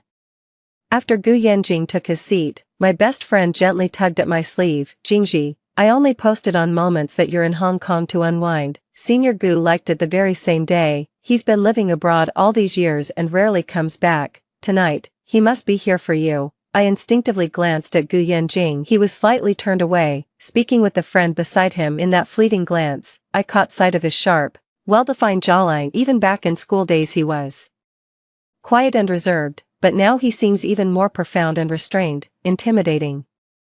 "Really?" I quickly averted my gaze and shook my head. "He just said he was passing by." "What are the odds?" "I don't buy it. but when the gathering ended, Gu Yanjing offered to see me home before I could refuse. My two best friends had already made an exit together. Gu Yanjing hadn't been drinking, so he didn't use a driver. On the way back to the hotel, I suddenly got a call from a friend in the capital. Jingji, let's meet up tomorrow night. Brother Lin has a new girlfriend and wants to introduce her to everyone. It's his first time bringing someone. I probably won't make it back in time. You guys go ahead without me. Don't say that. Brother Lin specifically told us to invite you. You're his closest friend. I gazed at the bustling cityscape flashing past the car window and smiled faintly. We're just casual acquaintances. Whether I show up or not doesn't really matter. Jingji, if there's nothing else, I'm hanging up now. Without waiting for a response, I ended the call. More calls came through, but I ignored everyone. Gradually, the phone fell silent. The car came to a stop as well. Gu Yanjing turned to look at me. Jingji, we're here. I didn't turn around, my gaze still fixed out the car window. The dazzling display of luxury and excess stung my eyes, yet all that remained in my heart was a hollow numbness. Senior, I whispered, catching sight of my own vacant, lost eyes reflected in the glass, and then the words just slipped out, want to come up with me. 6. The moment the door closed, Gu Yanjing cupped my face and kissed me deeply. His kiss was intense and passionate. Panic surged through me. I tried to bite him, but he captured my tongue with his mouth. My mind went completely blank, as if exploding into white noise. My legs turned to jelly, too weak to support me. Gu Yanjing held me close, pulling me against his chest. I caught a faint whiff of cedarwood, subtly laced with the scent of tobacco. It was strangely intoxicating. When he leaned in again, I didn't push him away, only, what followed wasn't quite what I had imagined. Gu Yanjing, you're being too rough. That's not right, you're hurting me. Gu Yanjing, do you even know what you're doing? I'm sorry, Jingji, haven't you ever had a girlfriend before? He came to a halt, breathing heavily, his forehead sweat dripping onto my chest. It took immense effort to hold back the overwhelming tide of desire. The dim, uncertain light fell across his sharp, handsome features. He seemed to smile. Or maybe I just imagined it. Yeah, after getting rejected back then, it hurt too much. Never dated again. I was momentarily stunned. It took a while for the foggy memories to come back to me. Back in school, I was the one who turned him down. Truth be told, I wasn't completely unmoved back then. It's just, fate had other plans. Fu Jingji, care for another round? Gu Yanjing brushed aside the damp strands of hair clinging to my forehead. I saw my own reflection in the depths of his dark pupils. It felt so unfamiliar that it actually made me shy this time. The experience was distinctly different from before. I clutched his arm tightly, my fingertips digging into his firm muscles. He suddenly lowered his head and kissed me tenderly, his movements growing deeper and more intense. By the time it was all over, I was so exhausted I couldn't even lift a finger. Gu Yanjing helped me drink half a glass of water. I finished it in a daze, then closed my eyes and drifted off to sleep. In my dazed state, I felt his hand gently close around mine. Gu Yanjing, a soft, tender kiss brushed against my forehead. Good night, Jingji. 7. The young woman sitting beside Zhou Qinglin was strikingly beautiful. She's the kind of stunning beauty that takes your breath away at first glance, but somehow, she doesn't have Fu Jingji's lasting appeal. In the past, this seat was always occupied by Jingji. Now with someone new sitting here, everyone feels a bit unsettled, but she was, after all, the first girlfriend Zhou Qinglin ever made public. Everyone remained quite polite and warm. Jingji probably really can't make it back in time. Yeah, Gangqing is so far away. It's understandable. Brother Lin, shall we stop waiting? The girl beside Zhou Qinglin asked curiously. Qinglin, who is Jingji? He gave a faint smile and said, just an ordinary friend. Then let's invite her next time. I'm getting hungry. Alright, let's eat. Zhou Qinglin reached for his glass. The atmosphere grew livelier. He was starting to feel a bit tipsy. The girl beside me had a bit to drink, and she looked even more charming and radiant. The friends were chatting and laughing boisterously. Zhou Qinglin thought it was no big deal. The world keeps turning even without her around. Women and friends still surrounded him. It makes no difference whether she's here or not. Ugh, what's with today? Everyone's announcing their relationships. Who's going public now? Back in our school days, Gu Yanjing was even more popular than Brother Lin. Zhou Qinglin's heart skipped a beat. What happened to Gu Yanjing? He just posted his first WeChat Moments update today, clearly announcing his girlfriend to the world. His friend casually handed the phone to Zhou Qinglin. He saw a line of text, past wishes all fulfilled, new aspirations for the coming year. The accompanying image showed two hands clasped together. Zhou Qinglin recognized it almost instantly, the one being firmly held by the man's large hand. It was Fu Jingji's hand, there was a deep scar on her ring finger. It was left from an accidental injury he caused 3 years ago. He had comforted her back then, saying the scar was conveniently placed, a ring would cover it perfectly. She was still upset, but his words quickly turned her tears into laughter. True to his word, he later bought her a ring, yet from start to finish, he never allowed her to wear it in public. But now this very hand was held in another man's palm, and that man was none other than Gu Yanjing. Zhou Qinglin suddenly let out a laugh. It seemed he genuinely found it amusing, or perhaps he was simply seething with rage. He tossed his phone aside and stood up, his face as cold as frost. Qinglin. The girl beside him seemed startled by his abruptness. She called out again in a timid voice, but Zhou Qinglin appeared not to hear her at all. He didn't even spare her a glance. The girl, feeling utterly wronged, jogged after him. Can I come with you? I don't want to stay here, Zhou. Qinglin grabbed her wrist and shoved her away forcefully. If you don't want to be here, then don't ever come back. He flung the door open and strode out of the room. The pent-up emotions in his chest swelled until he felt they might burst through his skin. Without stopping, he made his way to the elevator and rode it down to the first floor. It wasn't until he got in the car that the roar of the engine brought him back to his senses. What was he going to do? Where was he headed? He knew perfectly well she wasn't in Beijing. He knew perfectly well she had taken everything that belonged to her from the house. He knew perfectly well she was now in Harbor City. Zhou Qinglin suddenly slammed his fist hard against the steering wheel. The horn blared, it pierced through the thick darkness with a sharp intensity. The phone suddenly rang out, abrupt and jarring. He swiped to answer. Mrs. Zhou's voice was as elegant as ever. Qinglin, when are you coming back to the old house? Bring Jingji along, both of you should come together. I'm afraid that won't be possible these next few days. Jingji and I had a bit of a disagreement. She's giving me the cold shoulder and even blocked me. What's wrong, Mrs. Zhou chuckled at his nonchalant tone. All right then, I'll give her a call. But what did you do to Jingji this time? She seems really upset. Zhou Qinglin flicked his lighter absently and smiled. How should I know? After the call ended, he tossed his phone into the glove compartment. Then he spotted the necklace Fu Jingji had left in his apartment that day. The pendant held a diamond encrusted ring, though the diamond seemed rather modest in size. Zhou Qinglin noted her birthday fell on the 8th day of the 11th lunar month. Almost there. Why not get her an 11/8-carat diamond ring then, make their relationship public, just as she wanted, followed by a proposal. 9. When Gu Yanjing returned to the hotel carrying several paper bags, I was sitting on the terrace, wrapped in a lightweight cashmere blanket. Lost in thought, he handed me a hot drink with a straw already inserted.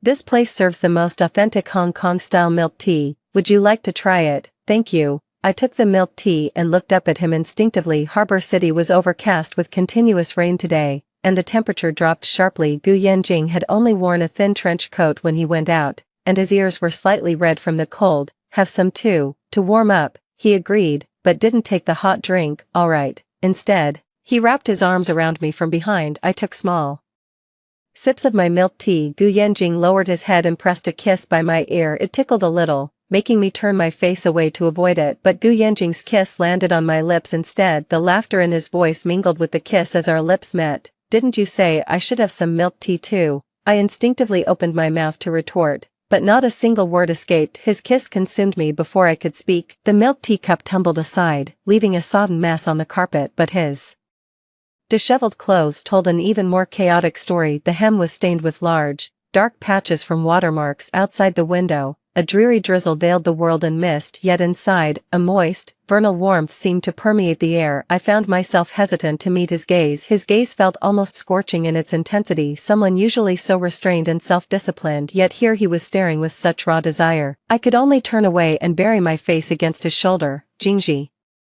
Noticing my shyness, Gu Yanjing's husky voice carried a hint of laughter. He held me tighter, yet his kisses grew even more tender. In my dazed state, I saw our intertwined reflections in the glass shaken into a blur. It took a long while before everything finally settled down. After his shower, Gu Yanjing found me lounging against the headboard. He then carried me to the bath, washed me, and helped me into a robe. While drying my hair, a strand fell from behind my ear, and I instinctively reached up to tuck it back. Gu Yanjing had already gently tucked my stray hair behind my ear before I could react. Thank you, I murmured again softly. Gu Yanjing sounded somewhat resigned as he said, Jingji, must you always be so formal with me? I wasn't quite sure how to respond. Even after that recent absurd episode, everything still feels like an unreal dream. The sweet aroma of milk tea lingers on my lips, yet I feel transported back to that winter night years ago. The sky had already grown dark by the time the extra lessons ended. The street stretched long and dark, yet strangely empty of people. Gu Yanjing happened to be passing by. Hey, Fu Jingji, what a coincidence. He stood at the crossroads in a black overcoat, a faint smile playing on his lips. Back in school days, he was always so serious and rarely smiled. For a moment, I was completely mesmerized. That evening, he walked me home in his capacity as my senior. On the way, we shared a roasted sweet potato. The wind was howling, and snow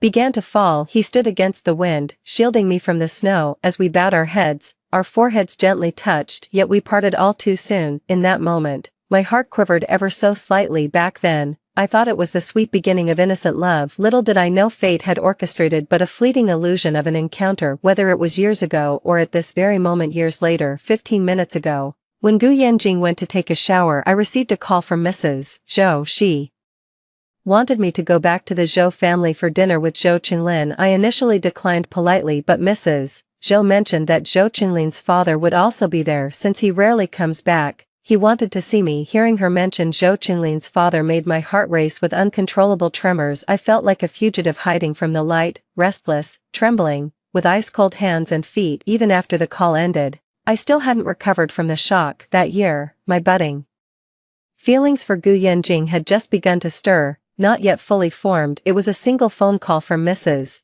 Zhou that completely altered the course of my life. That tender feeling was nipped in the bud before it could ever blossom, and now, the wheels of fate have realigned, toying with me as if by some cruel destiny. I feel like a pitiful coward. I dare not let Gu Yanjing catch even the slightest glimpse of those shameful and humiliating memories. Gu Yanjing. 10. I took a deep breath, deliberately feigning complete ease and nonchalance. I'm heading back to the capital. What's wrong? My flight's tonight. Beneath the blanket, my hands had unconsciously intertwined and clenched tight. My right thumb was mindlessly picking at the old scar on my ring finger. A dull, throbbing pain set in, as if I'd scratched it raw, yet I couldn't make myself stop. I just smiled at Gu Yanjing and said, let's not contact each other anymore. What happened between us these past couple days was consensual, so we're even. Let's just pretend none of this ever happened. With that, I stood up and headed to my room. I was afraid if I stayed another second, I wouldn't be able to hold back my tears, but Gu Yanjing gripped my wrist tightly. Fu Jingji, what happened? Please tell me. But I couldn't bring myself to say it. How do I even begin to explain this? While working for the Zhou family, my mother seduced Zhou Qinglin's father. One of the family's drivers caught them and used this to blackmail her into sleeping with him. Enraged by her refusal, the driver flew into a humiliated fury. He drove drunk and killed her in a fit of rage. Zhou Qinglin's parents nearly divorced over this. I was left an orphan too, but in the end, Mrs. Zhou put the past behind her, adopted me, and supported me all the way through college. The lawyer she hired also represented me in my mother's lawsuit. That's how the driver ended up receiving a heavy sentence for intentional homicide. To my younger self, her returning good for evil felt like an overwhelmingly profound act of grace. Back then, Zhou Qinglin never took out his elders' grudges on me. On the contrary, he was always kind to me. If not for these 3 years of secret romance, perhaps we could have truly remained friends for life. Yet the truth remains, none of us can ever go back. I pulled my hand away from Gu Yanjing's grasp. 11. I could feel his gaze, intense, yet filled with anguish. It enveloped me completely, but I still couldn't bring myself to look at him. No, nothing happened. It's just time for me to go. Go where? Gu Yanjing gently pressed his hand on my shoulder, but then his hand slid down my arms and finally, he held me tight in an embrace. He lowered his head, burying his face against the side of my neck. Don't go back, Fu Jingji. He's not good to you at all. Gu Yanjing held me so tightly, as if trying to press my entire being into his own body. Don't go back to him, even if it can't be me. Just don't let it be him. My tears finally fell. It silently soaked through his shirt. Gu Yanjing, I didn't know how to tell him there's absolutely no chance between me and Zhou Qinglin. The tangled history with the Zhou family can never be unraveled. I don't want to hurt Gu Yanjing. Deep down, I'm utterly resistant to him knowing what I've been through. It's too awful, too shameful to put into words. It's getting late, and I need to catch my flight. I grabbed his arm and gradually pushed him away with increasing force. His eyes were bloodshot. My own eyes were also brimming with tears. I still managed to smile for him. Gu Yanjing, take care of yourself. He didn't say a word, just gently wiped the tears from the corner of my eye. If things don't feel right when you're back in Beijing, you can always reach out to me. I wanted to give him one more smile. I nodded vigorously, but the tears just wouldn't stop falling. No matter how hard I tried to wipe them away. Winter in the capital is bitterly cold. 12. The moment I stepped off the plane, a chill ran through me, and I quickly pulled my coat tighter as I followed the stream of people out. I spotted Zhou Qinglin instantly in the crowd waiting at arrivals. He was exceptionally tall, with strikingly handsome features. It was impossible for him not to stand out. Mom asked me to pick you up. He walked over, took my suitcase without a word, and turned to leave. After a few steps, he glanced back and tossed out a stiff remark. I didn't want to come. I gave a faint smile, my face betraying no emotion. Zhou Qinglin seemed to clench his jaw. Thank you. He turned and strode off with long, purposeful steps, pulling his suitcase with an air of determination. I didn't quicken my pace either. I simply maintained my own rhythm, moving forward at a steady walk. By the time I reached the car, he had already loaded the luggage. Standing by the passenger side, he shot me an impatient look. Stop dawdling. I've got plans tonight. I didn't take the front seat. Instead, I opened the rear door. Fu Jingji. Zhou Qinglin's face was darker than the Beijing sky at this very moment. I looked at him calmly and said, isn't the passenger seat reserved for girlfriends? He must have been so exasperated by me that he laughed, then slammed the car door shut with force. You're really making a scene, huh? Fine, sit wherever the hell you want. We didn't exchange a single word the whole way. When we reached the Zhou residence, I glanced at the brilliantly lit main building. My legs felt like they were filled with lead, unbearably heavy. Zhou Qinglin also came to a halt.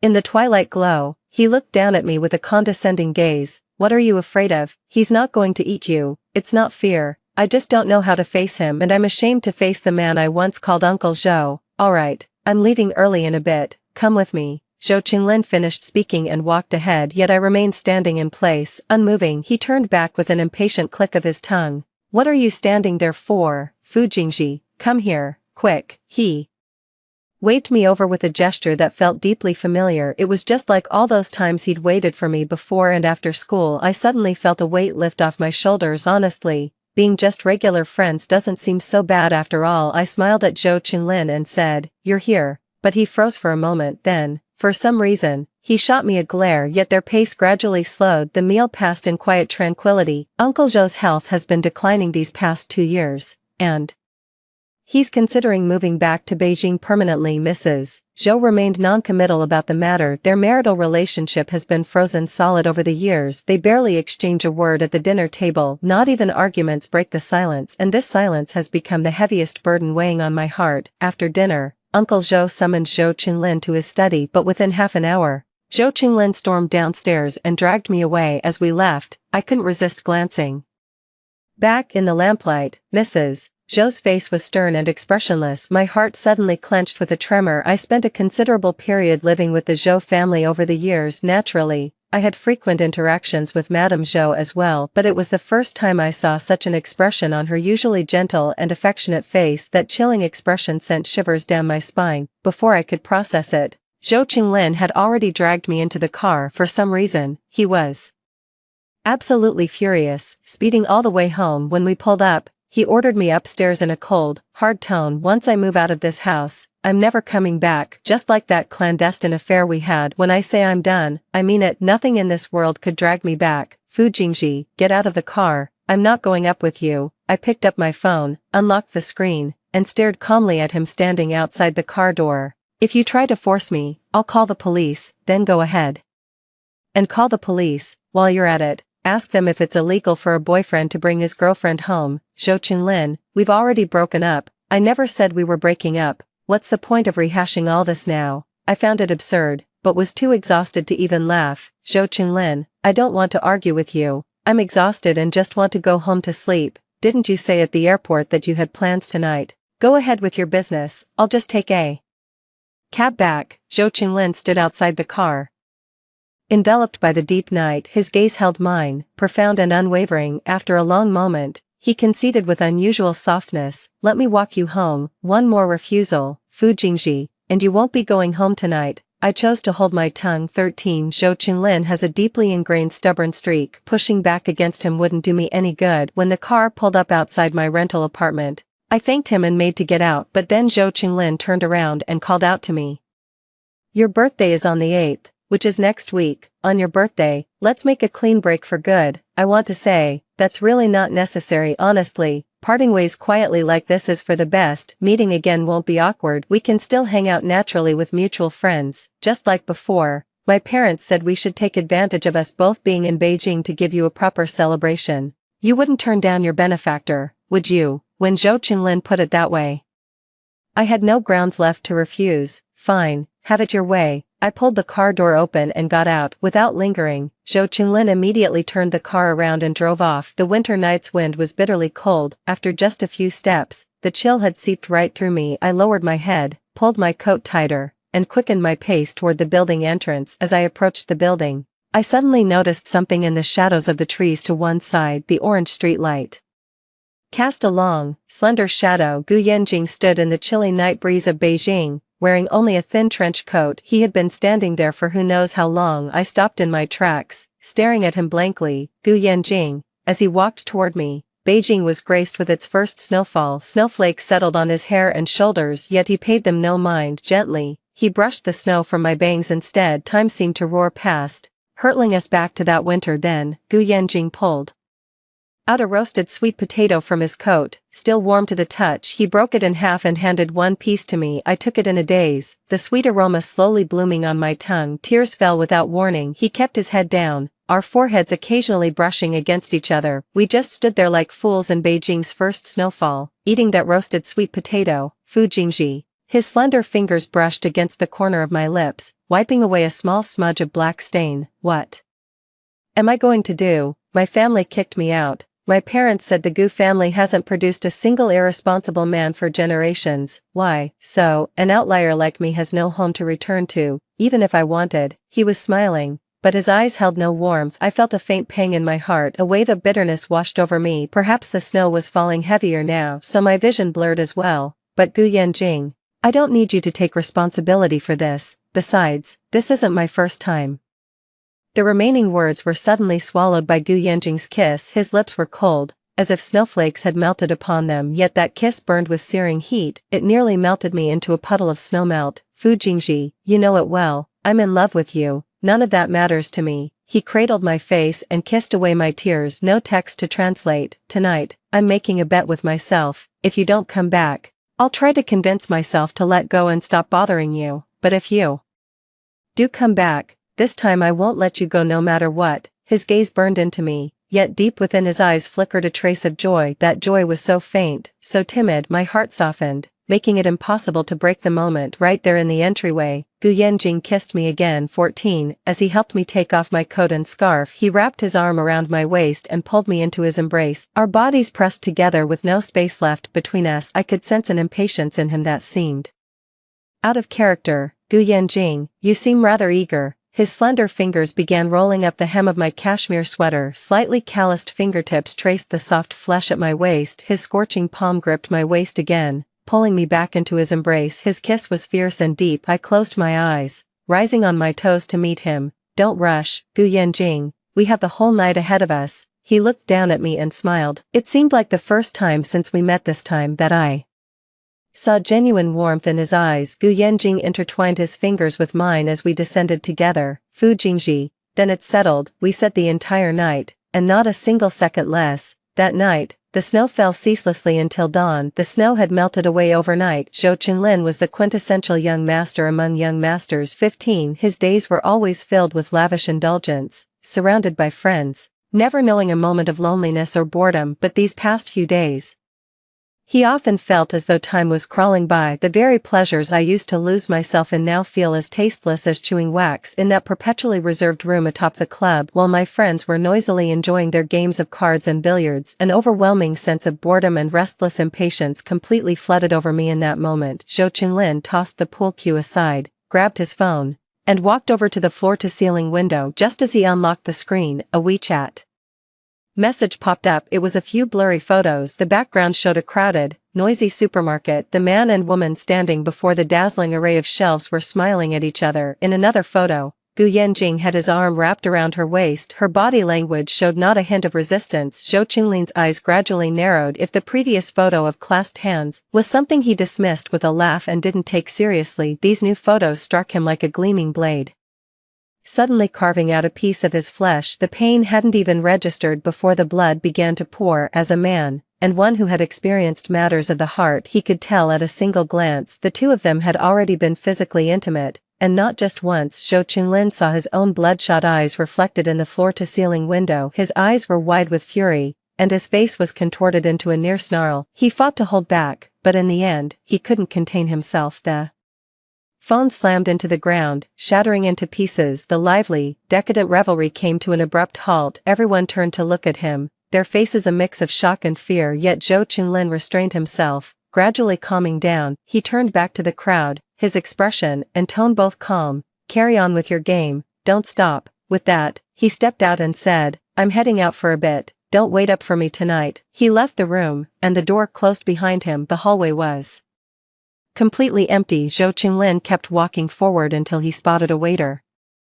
"Give me the phone." He extended his hand. Though the waiter was confused, he immediately and deferentially took out his phone and handed it over. Zhou Qinglin dialed Fu Jingji's number. When had her phone number become so deeply ingrained in his memory he couldn't remember anymore? But none of that mattered. He needed to hear her voice now. He had to see her. "I need to get her away from Gu Yanjing, away from that scoundrel who could lure her away with just a roasted sweet potato." But the moment Fu Jingji heard his voice, she hung up immediately. When he called back, she refused to answer. Zhou Qinglin lit a cigarette and held it between his lips. He sent a message to Fu Jingji, "Don't make me come find you in person." She picked up on the third call. Obediently, she must be trying to avoid Gu Yanjing, afraid he might overhear. Her voice sounded as guilty as a thief's. Zhou Qinglin felt his heart racing wildly, his blood boiling as if on fire, scorching him from the inside out. "Fu Jingji, go tell Gu Yanjing right now that you were just acting on a whim and playing around with him. You don't actually like him, and you never will.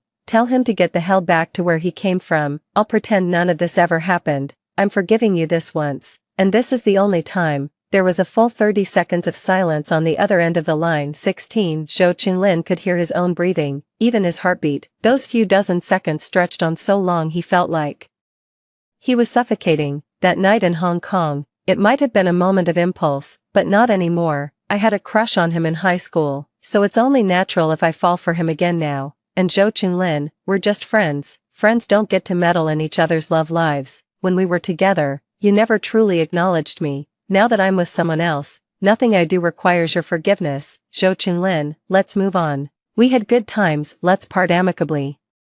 She walked away without giving him a chance to respond. He hung up the phone again. Zhou Qinglin clutched his phone, his hand frozen in place. Outside the window, he saw a blizzard raging with relentless force. Last year's storm had been just as fierce. Back then, Fu Jingji was at his place, and they cooked hot pot together. After the meal, she curled up on the sofa binge watching her favorite show. He ended up dozing off with his head resting on her lap. Just as he was drifting off, she seemed to steal a gentle kiss. He pretended not to know at the time, yet a faint, almost theatrical sweetness stirred in his heart. Fu Jingji took after her mother, possessing striking beauty, the kind of beauty that makes every man want to marry her and take her home. Back then, he found himself irresistibly drawn to her, yet deep down, he looked down on her humble origins and troubled past. That's why from the very beginning, he made it clear their relationship would never go public. He couldn't bear the thought of his childhood friends teasing him about it in private. Fu Jingji's mother seduced his father, and then Fu Jingji went and seduced him. In his view, the fact that both he and his father had fallen for this mother-daughter pair was nothing to be proud of. On one hand, he was fond of her,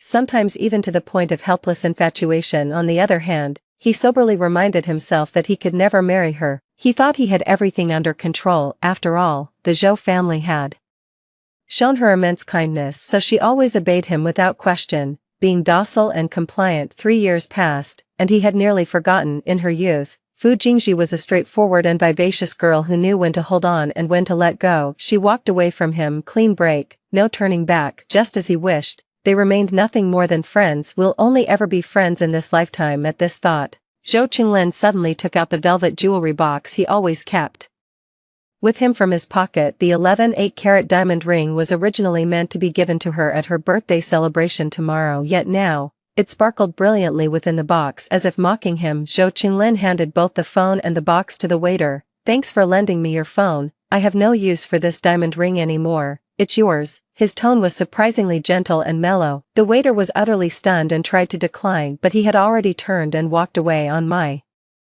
birthday, I made plans with Gu Yanjing 17. After I get back from the Zhou family, we'll have our own private celebration, just the two of us. When he saw me off, he was wearing the black cashmere coat I bought him, looking exceptionally handsome. I could tell he was a bit reluctant and downhearted. I stood on my tiptoes and gave him a gentle kiss. "Wait for me at home. We'll have hot pot." Gu Yanjing nodded. Then he pulled me into his arms and kissed me tenderly. We only parted reluctantly when the Zhou family's car arrived to pick me up. I got into the car, and it drove a long way off. Gu Yanjing still stood by the roadside. Snow fell in thick, swirling flakes, blanketing the entire city. I pressed my face against the car window, watching him until he disappeared from view before finally looking away. Zhou Qinglin didn't show up to the birthday party the Zhou family threw for me. He said he'd end things with me for good on my birthday. Now there's no need. With his pride, there's no way he'd humble himself again after what I said on the phone that day. Like a breeze leaving no trace, we've settled back into being just friends. Maybe it's for the best. As I stepped out of the car, I sensed something off about the atmosphere at the Zhou family's ancestral home. It was eerily quiet, with barely a servant in sight. An inexplicable dread began creeping into my heart. For some reason, my mind flashed back to Madame Zhou's terrifyingly grim expression that day. I stopped in my tracks and fumbled for my phone in my bag. I dialed Gu Yanjing's number, let it ring 3 times before hanging up. It was a scene from the drama we'd been binge-watching together just days before. A phone call that rings 3 times and then hangs up indicates unforeseen circumstances or potential danger. Gu Yanjing would surely understand the signal and rush over immediately. The housemaid escorted me to the main building before taking her leave. 18. Madame Zhou was seated on the sofa wearing a frost-colored cheongsam with a stand-up collar. She smiled and beckoned me over for tea. When she saw me, her elegant face still radiated warmth and kindness. I began to wonder if I was just being overly sensitive or had I simply imagined it all that day. "Come, Jingji, have a cup of tea with me." The jade green tea rippled gently, its delicate fragrance wafting to the nose. I picked up the teacup and took a small sip, but then Madame Zhou suddenly stood up. "I almost forgot the gift I prepared for you. Wait here a moment. I'll go upstairs to get it."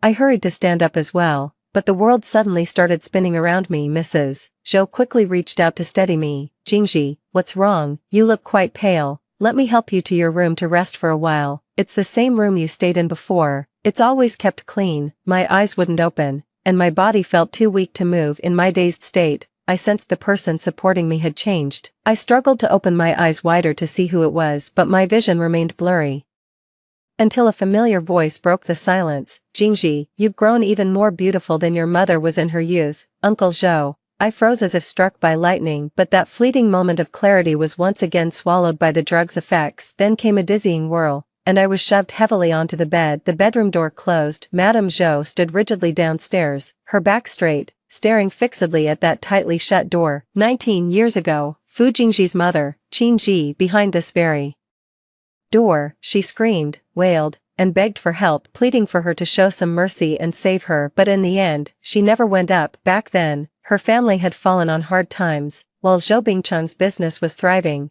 and he was utterly arrogant. He took a liking to Qin Ji, who worked for the Zhou family. Qin Ji was a single mother, beautiful, delicate, and the kind of woman who stirred a man's possessive instincts. After just a few encounters, Zhou Bingcheng began to entertain certain thoughts about her. It wasn't Qin Ji who seduced him, he was the one who violated her. Qin Ji was an exceptionally timid and weak-willed woman, but initially, she did resist and even threatened to report Zhou Bingcheng. However, Qin Ji had a daughter named Fu Jingji whom she cherished like a precious jewel. Zhou Bingcheng intimidated her with a few threats involving Fu Jingji, and she immediately backed down. Meanwhile, she watched helplessly as her husband grew increasingly infatuated with Qin Ji. She had raged, resented, wept, and confronted him. In the end, all she could do was swallow her anguish and endure. The Zhou family's driver was a distant relative of hers. Qin Ji's death was orchestrated entirely by her. Zhou Bingcheng must have figured it out later. In his rage, he assaulted her several times. In the end, because of Zhou Qinglin's presence, the Zhou family patriarch had the final say. The divorce didn't go through, but they became a resentful couple. Qin Ji was already dead.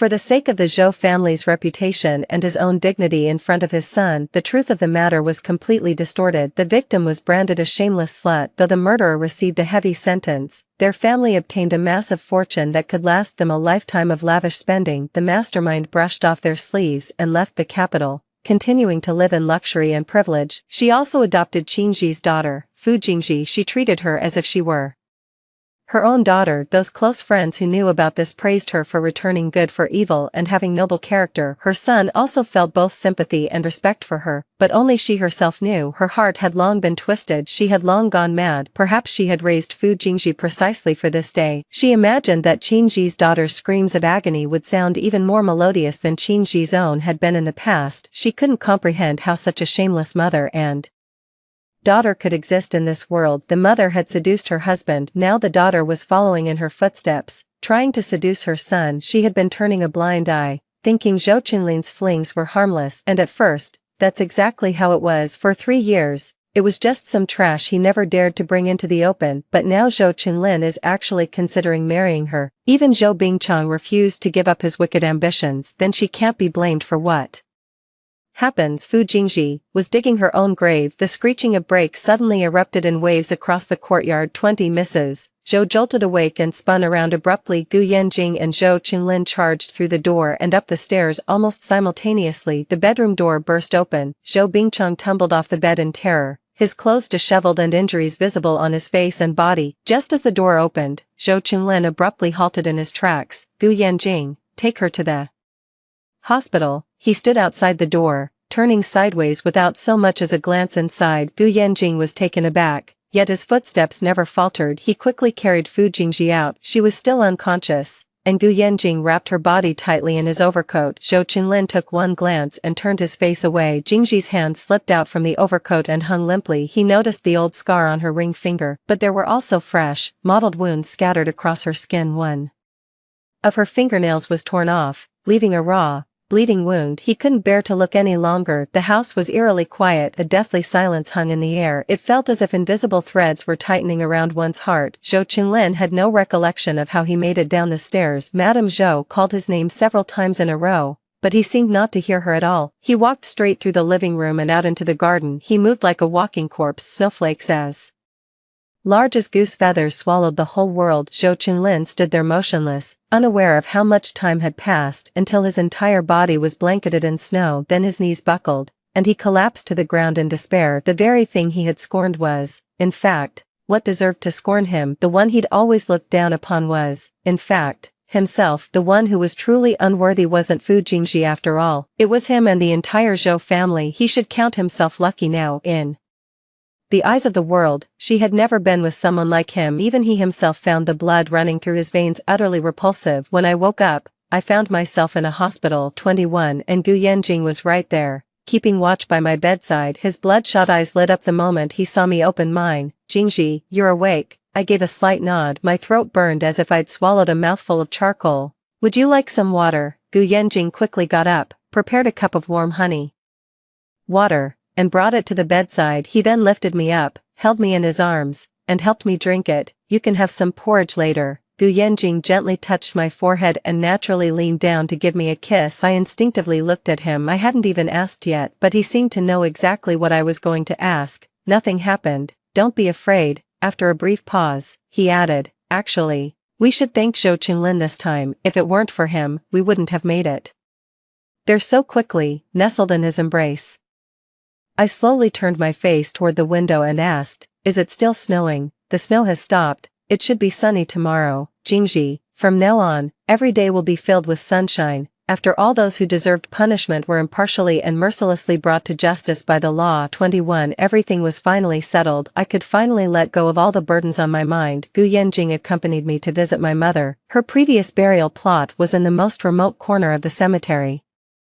Because back then, she lived a life without honor and died a tragic death. That burial plot was purchased through the intervention of Madame Zhou. I was truly grateful at the time, but looking back now, I'm filled with profound melancholy. I moved my mother's ashes out of this cemetery. Gu Yanjing purchased a new burial plot on my mother's birthday. We moved her to her new resting place. There were verdant hills and a gentle stream, with lush trees swaying gracefully and flowers blanketing the mountains and fields. Mother would have loved them. I knelt before my mother's grave for a long time, repenting for my wrongdoings. I resented her in my youth. I once held bitterness toward her in my heart. How long I knelt. Gu Yanjing knelt with me for just as long. At first I was crying, but then I hugged my mother's tombstone and smiled. Mom, this person beside me is Gu Yanjing. He cares for me deeply and treats me well. Now you can rest easy, knowing this from beyond. Gu Yanjing held my hand firmly. He spoke with utmost sincerity. Auntie, my feelings for her go far beyond mere liking. The breeze swept through, making the spring grass ripple like waves. It's because I love her so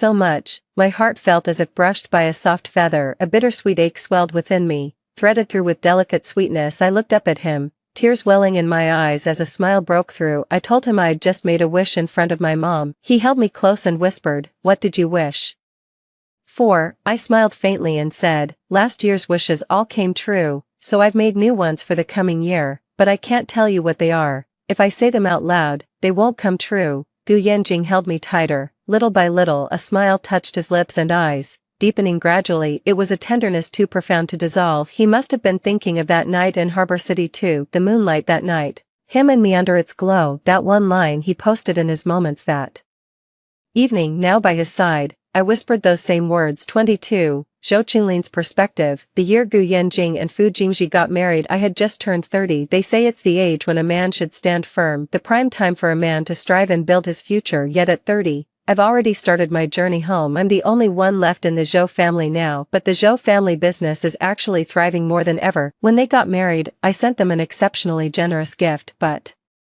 they didn't take it. I had also considered transferring some shares to Jingji as a small token of compensation for her and her daughter, but Jingji wouldn't accept them. She said, "All my husband's assets are under my name. I don't need these things. If Mr. Zhou truly has more money than he can spend, he should donate to charity." I took her words to heart. He ended up donating nearly half his fortune to charitable causes. For this, he received countless awards and honors of all scales, but I have no interest in these rewards or empty honors. What I truly want is actually quite simple, almost within easy reach. For instance, on a fine day I could also sit in Jingji's garden and enjoy a cup of tea with her. For instance, when she's cooking hot pot, I could just grab a bowl and join her for a bite. But deep down, I know these moments will never happen in this lifetime. She once said we were nothing more than casual friends, yet now, even being casual friends feels like an impossible dream. They say words can be self-fulfilling prophecies, so why couldn't Fu Jingji's words come true? Later on, she gave birth to a daughter. I've heard the Gu family is one of those centuries-old traditional clans, so I've secretly wondered if the Gu family might favor sons over daughters. What if they don't like Jingji's daughter? If Gu Yanjing and the Gu family treat them poorly, but why would they ever treat her badly? Why would I stoop so low as to wish misfortune upon them? I heard that right after their daughter turned 1 month old, Gu Yanjing scheduled a surgery. It was such a minor procedure, barely worth mentioning, yet Fu Jingji still got all teary-eyed about it. Since when has she become so fragile and prone to tears? When I was sick or injured, she never cried like this, and that time she hurt her hand. Even when a chunk of her skin was torn off, she toughed it out without breaking down sobbing. Speaking of the scar on her hand, she actually got that scar protecting me. That was Fu Jingji, who shielded me from the shattered bottle without a second thought. She must have truly loved me back then. I was the one who lost her. What a pity. I thought again of those rings Gu Yanjing had given her. One of them, surprisingly, was also 11/8 carats, but she rarely wore them out. The ring she wears most often is their wedding band. It's an understated Bulgari band. She doesn't try to hide the scar, wearing it openly for all to see. We've known each other for so many years. When I really stopped to think about it, all I ever left her was this unsightly scar. When their daughter was 3 years old, I placed a substantial sum of money in a trust. When she turns 18, the money will be transferred to her name. I donated all my other assets. The year I turned 36 was my zodiac year. They say your zodiac year brings a trial. If you can't make it through, you're doomed for all eternity. But I didn't make it through. To be precise, that calamity was one I brought upon myself. The day Beijing saw its first snow again, I sealed the car windows and doors tight, then lit the charcoal. In the final fleeting dream, it felt as if Jingji and I had traveled back to our teenage years. She was secretly sharing a baked sweet potato with Gu Yanjing. I watched from the shadows not far away, my gaze bleak. I observed her happiness with envy, yet felt a pang of resentment. But this time, I didn't stay hidden. Instead, I ran over and tightly grasped Jingji's hand. "Hurry, Fu Jingji, come back with me. Any later, and your mother will die." I kept pulling her along as we ran forward, running without stopping. Finally, in that illusory dream, I completely altered the fate of her and her mother, and she ended up smoothly getting together with Gu Yanjing. They kept their relationship under wraps until college, when they finally went public with their families, and then, they were showered with heartfelt blessings. After that, they smoothly tied the knot and welcomed a daughter. But for my entire life, I'll always remain just an ordinary friend to her. Nothing more. The end. Story 2. I stole Zhou Ran's top rank in class, and the very next day her childhood sweetheart confessed to me with that devilishly handsome face of his. He asked me, "Come into my world and be a slacker with me." Okay, hell yes, I agreed instantly, finally tasting those lips I'd coveted for so long. Later, my grades gradually plummeted to last place, while I explored every inch of Lu Yining's body. On the day after our college entrance exams, he kissed me first for once, asking me to join him at vocational college. I knew that had been his endgame all along, but this time, I just waved my Tsinghua admission letter. "Had great fun hanging out with you this year, but my future's calling, can't tag along anymore." 1. The day I overheard Lu Yining and Zhou Ran's conversation, I'd just finished estimating my Gaokao scores. 720, that was last year's provincial top scorer's raw score. Just as I breathed a sigh of relief, Zhou Ran's familiar voice rang out from behind the door. "Lu Yining, don't forget, you haven't won our bet yet. Only if you make Xiao Yu attend vocational college with you will you truly beat me." Lu Yining clearly didn't take her words seriously. "Can't you see her current scores? Barely over 400 points. What decent university would accept that?" Zhou Ran argued. "But her foundation is solid. What if, even if she performs exceptionally well, don't I have the final say on which school she attends?" Hearing this, the previously silent onlookers burst into mocking laughter. Those who'd been sweet-talking me as sister-in-law moments ago were now hurling the cruelest insults. Given how desperately Xiao Yu fawns over brother Ning, she'd jump at the chance to collect trash with him, let alone attend some vocational college together. Exactly, everyone at No. 1 High knows she went from top of the class to dead last just to be with Ning. What wouldn't this lovesick fool do for him? Another round of knowing laughter followed. I heard every word clearly, but remained completely unfazed. For a beauty like Lu Yining, what's the big deal about playing along and flunking a few tests to keep him happy when no one's watching? Lu Yining certainly knows how to repay me in the most physical way. Just remembering how Lu Yining transforms from his usual aloof demeanor to that irresistible look in bed, those glistening eyes, those moistened lips, my brief reverie was abruptly interrupted by the next person's teasing remark. He winked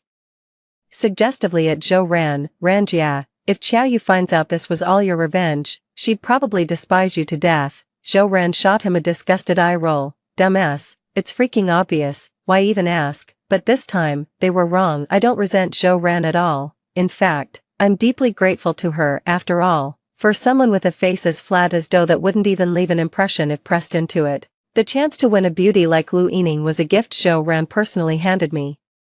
2. Since childhood, I've known my only talent lies in academics. While others struggled to memorize texts, I could recite them perfectly after just one read. Concepts click instantly, tough problems unravel effortlessly. But I also knew standing out too much in this mediocre town wouldn't do me any favors, so even though I had to top the class for the annual scholarship, I always kept my lead over Zhou Ran in second place within 5 points. There was just one exception. The day before the monthly exam, I saw Lu Yining and Zhou Ran kissing outside the examination hall, the breathtakingly handsome boy and the delicate, charming girl. It should have been a scene straight out of a manga, yet I burned with jealousy during the math test. I couldn't resist solving an extra long answer question. Then in the physics exam, I petulantly aced every multiple choice question. I outscored Zhou Ran by a full 35 points in that monthly exam. Afterwards, I kicked myself for days over losing my cool. On the third day, Lu Yining suddenly appeared before me wearing a bright yellow number 23 jersey. He jogged up to me with an apologetic look on his handsome face. "Sorry about that, classmate. My shot went wide and hit you by accident. Are you okay?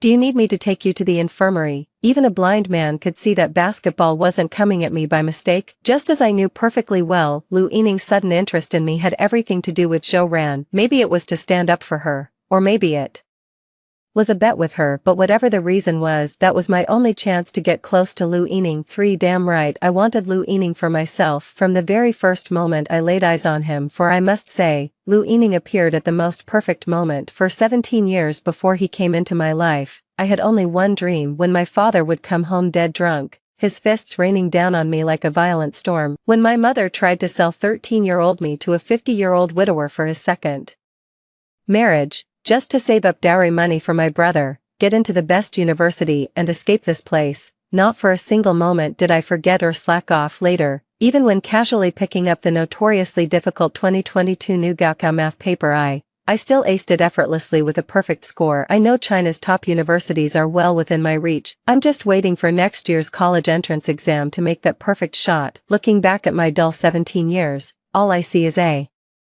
depressing childhood and mind-numbing years of rote learning. That day when Shandong TV replayed Leon Lai's No Regrets, I found myself staring at that handsome, rakish face on screen, lost in thought for the longest time. How wonderful it would be to fall in love with such a beautiful boy at 17. Then Lu Yining appeared. He was even younger and more gorgeous than Leon Lai and The Breaking Point. His jersey clung teasingly to his lean muscles with every movement, stirring my deepest desires. I want him, but I can't have him. Like I said before, I put all my skill points into studying. Other than that, I'm utterly ordinary, just another face in the crowd, the kind of person Lu Yining, who's always in the spotlight, wouldn't even glance at twice. But now, Zhou Ran had delivered him right into my hands. 5. I pretended not to notice, gladly accepting every one of Lu Yining's deliberate advances afterward. Whether in the bustling cafeteria or the emptying gymnasium, Lu Yining always managed to stage these chance encounters with me. His lingering gazes grew longer, his eyes burned hotter, until one day he finally pushed through the crowd toward me. Xiao Yu, I love you, will you be with me? As I threw myself into his arms, I pretended not to see the disdain he tried to hide behind those long lashes. I simply closed my eyes and breathed deeply,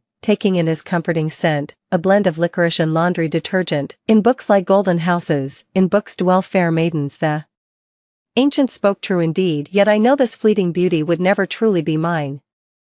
Perhaps he'll soon end this game of vengeance, humiliating me publicly to avenge his childhood sweetheart, or maybe he'll prolong the charade, letting me sink deeper before calling it quits. But I never imagined Lu Ryu came into my life with the sole purpose of shattering my golden cage. The first time I realized this was at an internet cafe, while quietly working on my 5-3 study materials beside Lu Yining's gaming station. The usually focused man suddenly ripped off his headphones in irritation. Hearing the commotion, I looked up and asked what was wrong. He stared at me for a long moment before speaking with darkened eyes. I don't like it when you do test papers around me. More than happy to indulge the beauty, I gathered the papers and tossed them aside. Fine, I won't do them then. He kept staring at me, his expression growing colder. The gap between us is just too wide. I don't like this. I suddenly realized something, my heart pounding wildly. So, what do you think would be best? He suddenly moved closer, until our foreheads were nearly touching, his tone almost cooing. Why can't you just be a slacker like me? The screen's blue glow softly reflected in his glass-bead eyes as he extended his invitation like a siren luring prey. Xiao Yu, come into my world and stay with me forever. At that moment, I was nearly ecstatic. So this was what he wanted all along. So this was Zhou Ran's true desire. 6. I wrapped my arm around the nape of his neck, tracing the crimson lips I'd coveted for so long. Kiss me. I knew Lu Yining didn't like me, nor did he welcome my touch. Before, I never dared cross the line, afraid he'd rebel and call off this game at any moment. But now, it's only fair and necessary for him to want something from me in exchange, isn't it? When those soft, cool crimson lips finally pressed against mine with hesitation, I thanked my past self from the bottom of my heart, the one who'd buried herself in books for 12 long years. Xiao Yu, the heavens truly haven't failed you. I stopped reading, stopped studying, and recklessly indulged in dissipation with Lu Yining. My ranking began to slip steadily after that. The first time, of course, was when I lost the top spot to Zhou Ran. When the teacher announced Zhou Ran's name as the new grade leader for the first time, she was overjoyed. She took the report card and stared at it repeatedly before burying her face in her arms, sobbing uncontrollably. I didn't miss the smug glance she threw at my report card, pretending it was accidental, but I chose to play dumb. Silently, I thought to myself, it's time to claim my reward. Just as expected, Lu Yining was overjoyed that day. He came sprinting toward me from afar, his fluttering school uniform sleeves catching both the breeze and sunlight. That's probably why I still felt warmth when he pulled me into his embrace. I asked him why he was so happy. With a smile, he said he'd won a great match today. I smiled too, feigning ignorance about that brilliant match that never happened. I smiled and slipped a room key into his palm. Today's my 18th birthday, celebrate with me, won't you? 7. I thought that night would find me in the rare position of surrender in life's constant power struggle. Surprisingly, someone as effortlessly charming as Lu Yining turned out to be completely inexperienced. The scraps of knowledge he'd picked up from Japanese tutorial videos were no match for my textbook mastery, three-dimensional reasoning, and spatial imagination honed through relentless study. Watching him beneath me, eyes rimmed red yet stubbornly biting back whimpers, I finally understood the truth of book learning remains shallow until experienced firsthand, though we may have overdone it. At the next day's basketball game, Dunk King Lu Yining's legs gave out mid-leap for the first time ever. Men always fantasize that women remain eternally attached to their first lover, yet through experience, I've learned that men cannot separate sex from love. In his youthful ardor, he became addicted to the pleasures of the bed outside the bedroom. Lu Yining gradually developed an unconscious closeness toward me. 8. Zhou Ren quickly picked up on the subtle shift between me and Lu Yining. She started feeling threatened. After another sleepless night with Lu Yining, Zhou Ren cornered me aggressively in the bathroom. Her eyes burned with barely contained fury as they locked onto the faint love bites peeking from my collar, yet she forced out the words through gritted teeth with venomous sarcasm. You and Lu Yining sure have stamina. Don't you get bored doing the same thing over and over? After carefully adjusting my collar to hide the hickey in the mirror, I turned to her with a playful smile. Well, if I shouldn't spend my energy on my boyfriend, where exactly should I spend it? On, I drawled out slowly, about your studies. That day Zhou Ren returned in defeat. I can still remember the look on her face to this day. Beneath the surging rage simmered a silent vow of you'll pay for this. Today was apparently the day she'd make me regret everything. 9. The extras quickly took their cue and cleared the stage for the two leads. Through the door crack, I saw Zhou Ren settle into Lu Yining's lap, urgently looping her arms around his neck. Yining, it's been so long since we've been intimate. Once she finishes submitting her college applications, you'd better dump her and come back to me. I did promise you. Just help me ruin that bitch, and I'll give myself to you. She leaned in to kiss Lu Yining's lips, but he turned his face away. Perhaps even he himself couldn't fathom why. After dodging away, a faint trace of bewilderment flickered in his eyes. Leaning against the wall, I couldn't suppress a silent chuckle. 10. Lu Yining was born a libertine. Even during his relationship with Zhou Ren, he never stopped shamelessly flirting around without an ounce of restraint. But on the day he confessed his feelings to me, I told him, I'll be your girlfriend, but you can't have anyone else by your side except me. Lu Yining agreed without hesitation, yet he kept making out with pretty classmates on the playground, and his motorcycle still carried one hot babe after another. I quietly treated my own words as worthless, turning a blind eye and deaf ear to it all because I had no bargaining chips. That day at the internet cafe, I finally understood my bargaining chip. I never brought up the no other girls rule again, but whenever he got too close to someone, I'd wordlessly grab my backpack and head straight to the study hall. Then my name would silently climb another page on the next exam ranking list. So Lu Yining gave in. He began actively avoiding every female around him, even Zhou Ren, his childhood sweetheart, and I returned the favor by firmly anchoring myself at the bottom of the final grade report. Lu Yining's most radiant years finally belonged to me, and me alone. I was thoroughly pleased. 11. Zhou Ren finally snapped, you avoid me when Xiao Yu's around, fine. But now she's gone, and you're still acting like her damned widower. Lu Yining, don't tell me you've actually fallen for that nerdy girl. Lu Yining's expression darkened as he pushed her away impatiently. Wasn't it you who insisted on making that bet? If I hadn't stayed faithful to her, how could you have won all those first places? Now that you've got what you wanted, you're turning against me, but I never asked you to go this far. Zhou Ren grabbed his collar in agitation. Where have you been these past 2 weeks after the exams? What were you doing with that bitch? Tell me, what were we doing? Exactly what adults do, working through sunset, relentless till sunrise. I understood why Lu Yining suddenly became so clingy, and was willing to compose a perfect finale with him, but I'd severely underestimated his stamina. After multiple failed attempts to stop him, I could only escape during his shower, otherwise I wouldn't have waited 2 weeks after the college entrance exams. Before hastily squeezing in a score estimate, Lu Yining could never voice these words. He turned his head away in silence, fingers absently twisting the burned-out cigarette. But Zhou Ren stamped her foot in fury, raising her hand as if to slap him, only to seize his neck in a resentful grip and kiss him again. This time, Lu Yining didn't pull away. I rested my fingers lightly on the windowsill, counting down silently in my heart. Lu Yining adores deep kisses. He always starts by nibbling at the corners of your lips like a rodent, teasing until you're breathless with anticipation before suddenly claiming your mouth, plundering until the last gasp of oxygen is stolen between you. The whole ritual lasts precisely 2 minutes. His fingers tap in deliberate rhythm just as the silver strands of saliva trailed from their entangled lips. I raised my hand and pushed the door open. 12. In that split second of opening the door, I truly intended to stage a dramatic caught in the act scene, but the moment the door swung open, it suddenly struck me, petty theatrics weren't worth the effort. How about, we cut straight to the main event? My expression instantly shifted to surprise as I stared at the two flustered individuals before me. Why just the two of you? Where are the others? Didn't we agree to check scores together? Damn right, today was the day national college entrance exam results were released. In previous years, everyone checked their scores at home and then submitted screenshots to the school for grade compilation, but this year, the principal suddenly demanded all students come to school to check their scores together. I knew it was his precious daughter Zhou Ran's idea. For one, Zhou Ran predicted she'd score 656, the highest in the history of this under-resourced county high school. Of course she needs us NPCs as her cheering audience during her triumphant moments. Secondly, she couldn't wait to witness with her own eyes how her lifelong rival, who'd always overshadowed her, was now being dragged into the mud and utterly crushed beneath her feet. Before Lu Yining could even wipe the panic off her face, hearing me mention only this made her brows gradually relax. I was about to respond when I suddenly changed tack. But why are your lips so red? Did you eat something bad? Even if we're not putting on this show, it's fine to trip up that cheating bastard, right? Lu Yining's body froze abruptly. Before he could stammer out a lie, chaotic footsteps suddenly clattered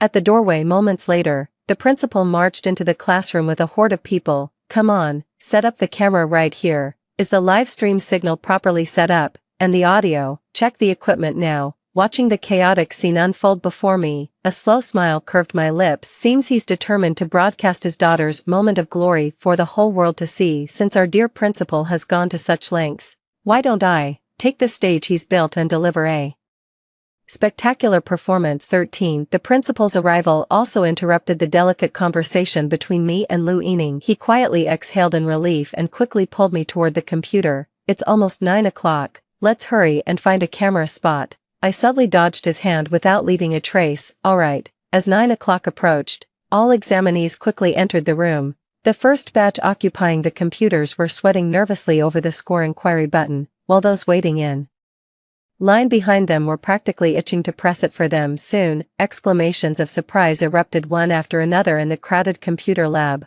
I broke 600. Mom, your boy made it. I can actually get into a freaking 211 university. Damn it, did they grade this wrong? How did I only get 68 in physics? Goddamn, as everyone else's scores kept popping up, Zhou Ran's page remained stuck loading, making her nearly curse out loud. But the moment she opened her mouth and saw all those camera lenses pointed straight at her, she swallowed her words. After one final refresh, her transcript finally popped up on the screen. Zhou Ran's eyes grew wider with each line she scanned down the transcript. 660, that's 4 points higher than I estimated. Dad, I got into Fudan University. She leapt from her seat in excitement and hugged the principal, whose face was equally flushed with joy. Many livestream viewers who'd experienced similar life moments firsthand flooded the chat with Congratulations to this young lady on her academic success. A brand new chapter awaits. Scoring this well in a small town with limited educational resources is no small feat. You should be proud of yourself, kiddo. Thumbs up.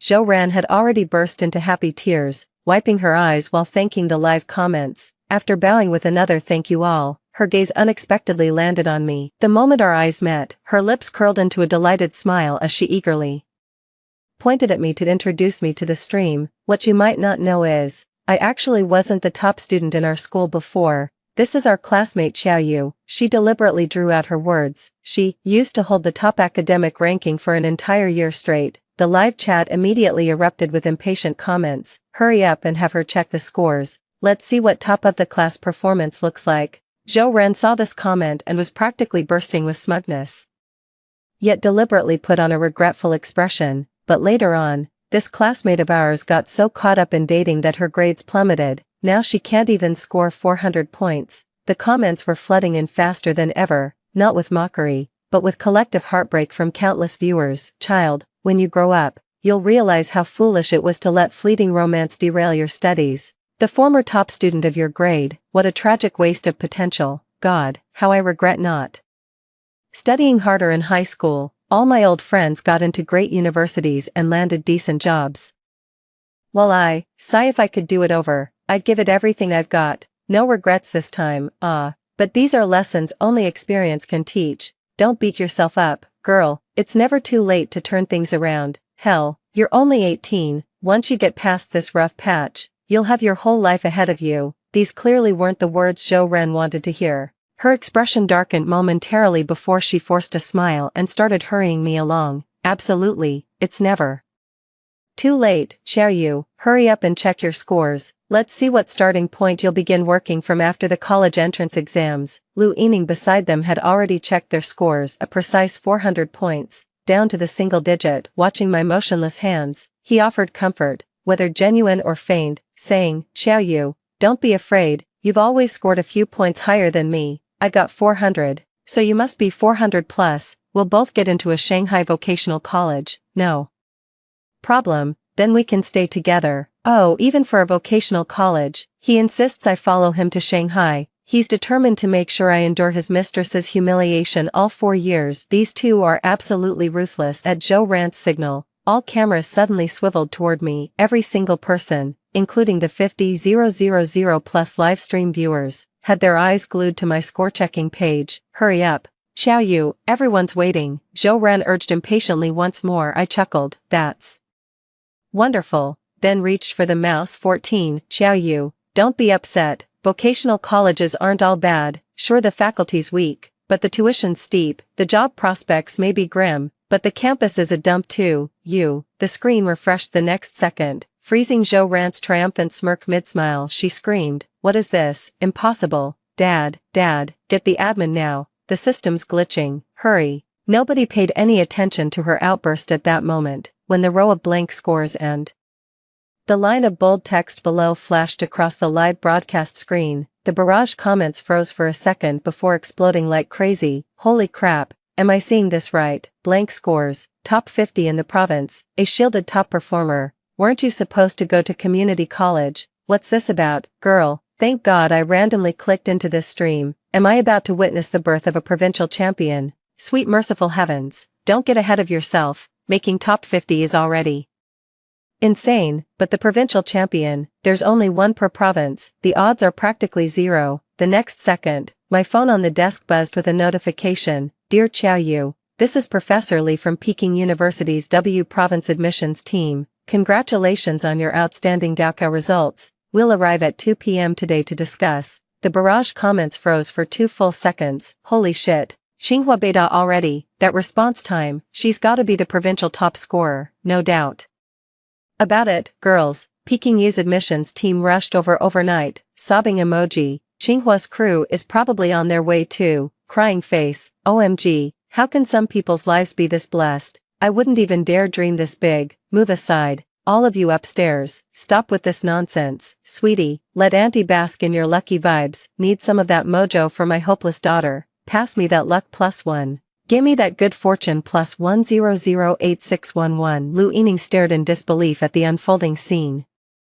His gaze unfocused from the relentless shocks. Only when Zhou Ran beside him began screaming hysterically, finally snapping under reality's weight, did he jolt awake and turn to me. Xiao. But before he could utter another word, the swarming reporters shoved him out of the crowd. How could some random nobody ever compare to the only provincial top scholar in the county's history? Forget about him. Even the principal and his daughter who invited these reporters couldn't get a single glance from the crowd. No matter how loudly they shouted, Zhou Ran could do nothing but seethe with impotent rage. 15. The livestream peaked at over 1 million concurrent viewers as countless video clips went viral overnight. My name became a national sensation. People couldn't stop gossiping about this community college to Tsinghua spectacle. Public curiosity about whether I was actually the top scorer peaked. Rumor had it over 1 million people placed bets on whether this vocational schoolgirl could clinch the Gaokao champion title. When my 726-point Gaokao score, a new provincial science stream record, was revealed 3 days later,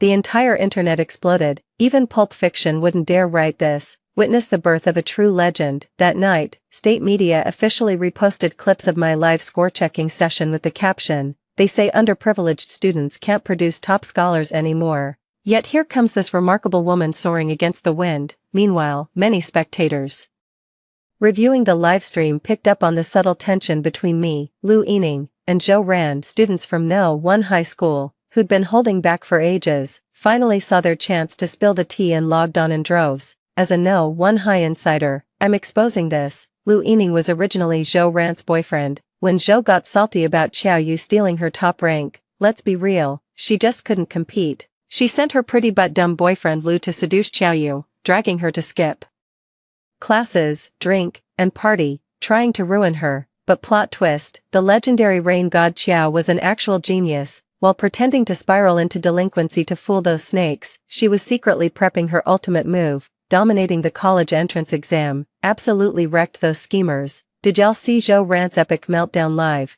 This former Zhou bullied nobody is screaming, so damn satisfying, all hail rain god. Holy shit, so this is a story about a genius seeing through a toxic couple's revenge plot, playing their handsome but rotten pawn, then waltzing into Tsinghua University. Even trashy web novels wouldn't dare write something this wild. Rain god is my one true deity, dating the school bully while acing Tsinghua exams. Absolute legend. Lu Yining called just as I stumbled upon this post, scrolling through the comments with pure delight. Truth is, he'd been blowing up my phone nonstop since the day scores were released, but I've got no time for that. I'm too busy managing my social media accounts across all platforms. Online traffic is fleeting. I must seize every opportunity. The past was rough, the future's uncertain, and there'll be plenty of expenses ahead. While tutoring online, I compiled my 2 years of high school study notes across all subjects, incorporating carefully curated learning methods, and launched a marketable digital version called Top Scorers Notes.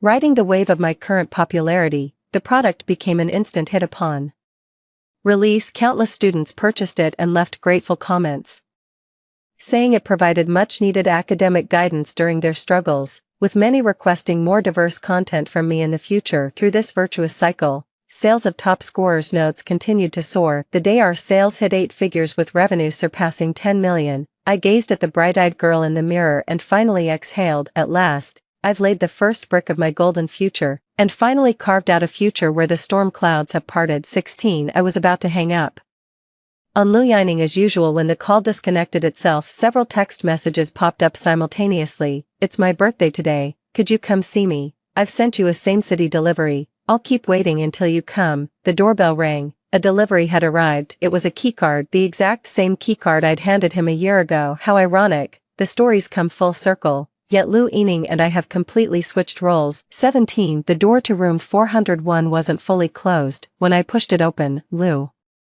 Yining immediately pulled me into a tight embrace. His arms crushed me with such force I thought he might fuse us together, warm droplets falling onto my neck. I don't care that you lied to me, nor do I care whether your grades are good or bad. I just want to be with you. Wherever you go, I'll follow. If Tsinghua is your dream, I'll apply to schools in Beijing. Let's stay together always, okay, promise. He looked up at me, the upturned corners of his eyes still glistening with unshed tears. Absolutely breathtaking. My fingers reached out, gently brushing through his hair as tenderly as always, yet the words that left my lips were ice cold. Won't Zhou Ran be furious? You've lost the bet. Lu Yining, his face turned deathly pale in an instant. So you did hear it. He cradled my face, his voice trembling. No, Xiao Yu, that was before, when I didn't know you, didn't understand you. That's why Zhou Ran's taunt made me take that stupid bet, but I regret it. I've regretted it for so long. Only now do I truly understand my heart. Xiao Yu,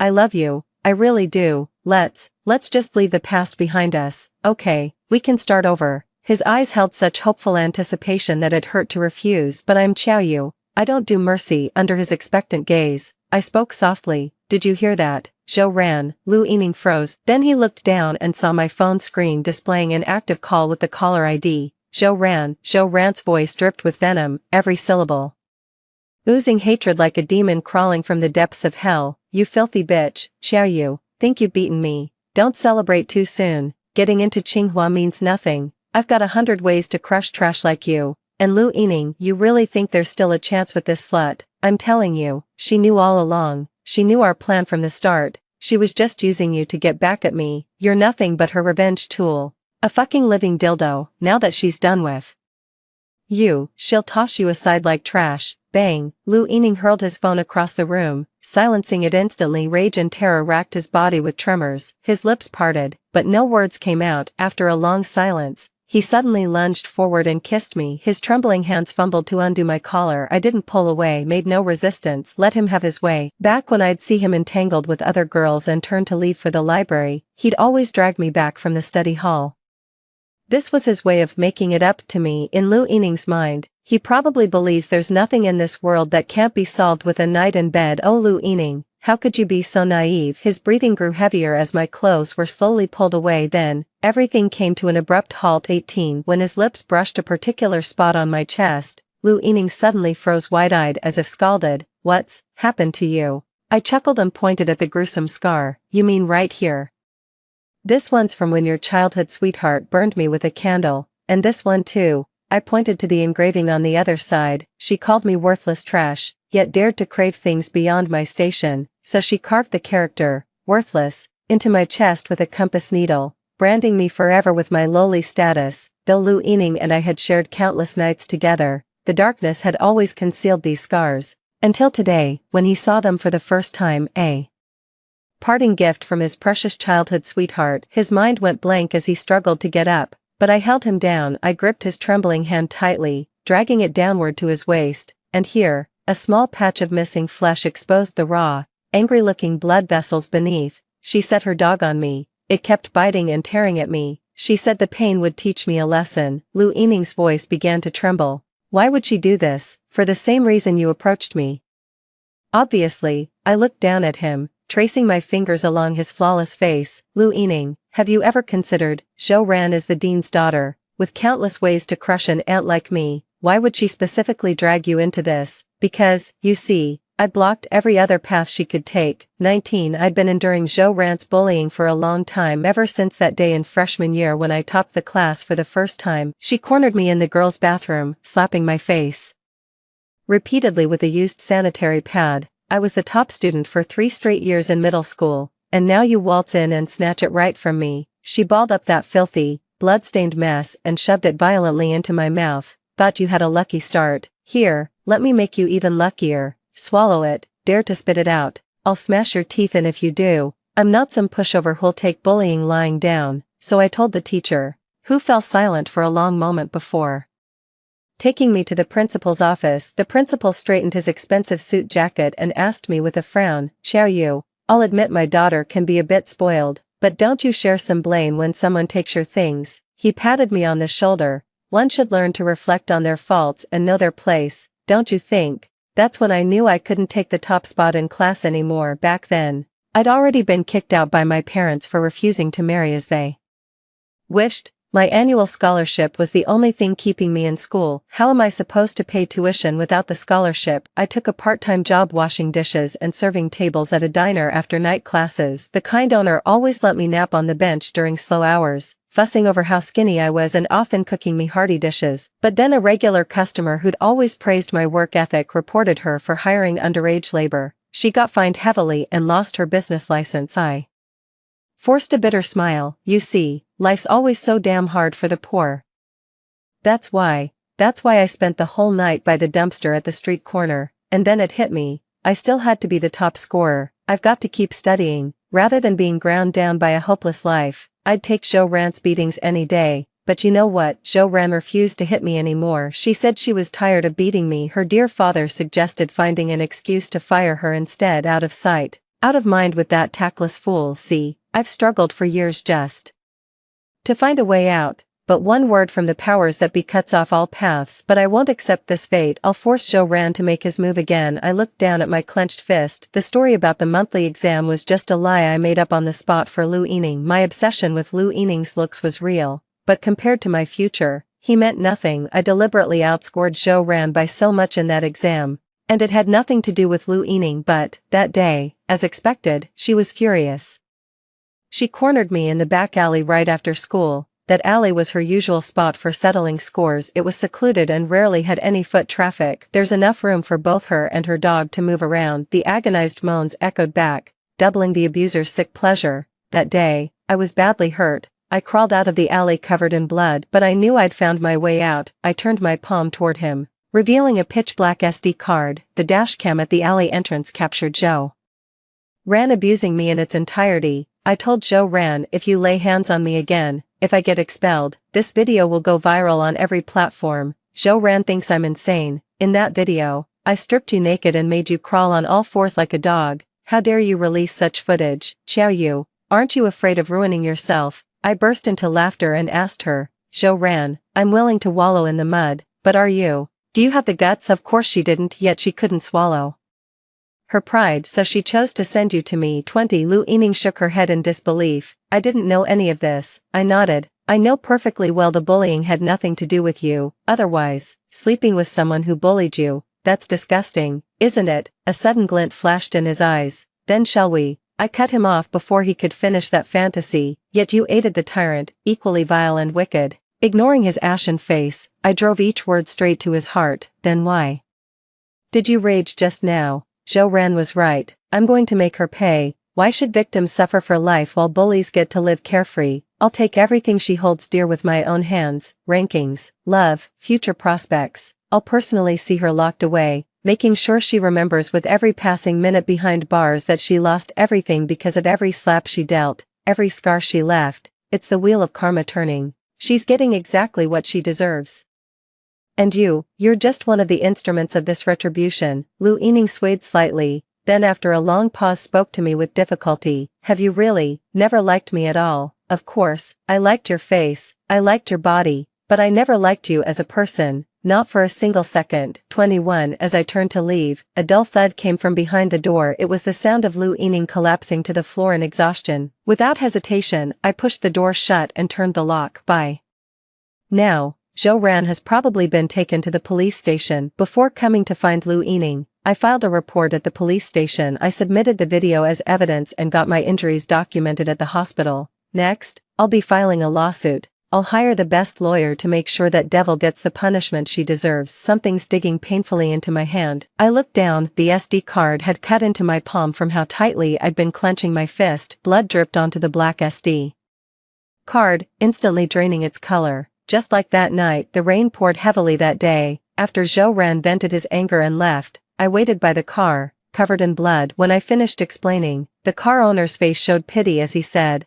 I truly sympathize with your situation, but Principal Zhou wields immense influence in our small town. I'm sorry, I can't afford to take that risk. I didn't press further and walked away. Yet the next day, that car owner intercepted me after school and handed me this SD card. Seeing my still battered body, she turned away awkwardly to wipe her tear-streaked eyes, her voice trembling. I have a daughter too. No mother with a daughter could bear to watch that scene. I didn't tell her that back alley has 3 exits. That night, a car was parked near every exit between the black BMW and gray Volvo. I chose the pink Xpeng at the 3rd exit, its body plastered with pink crystal Barbie stickers. When Zhou Ran was torturing me, I desperately positioned myself within the dashcam's view of that car. See how wicked I am. I schemed against an innocent, kind-hearted mother, but for one never favored by fate. The only choice is to desperately cling to every possible advantage. I had no other choice. As I stepped out of the hotel, the howling wind had died down and the rain ceased. The sun finally broke through the clouds,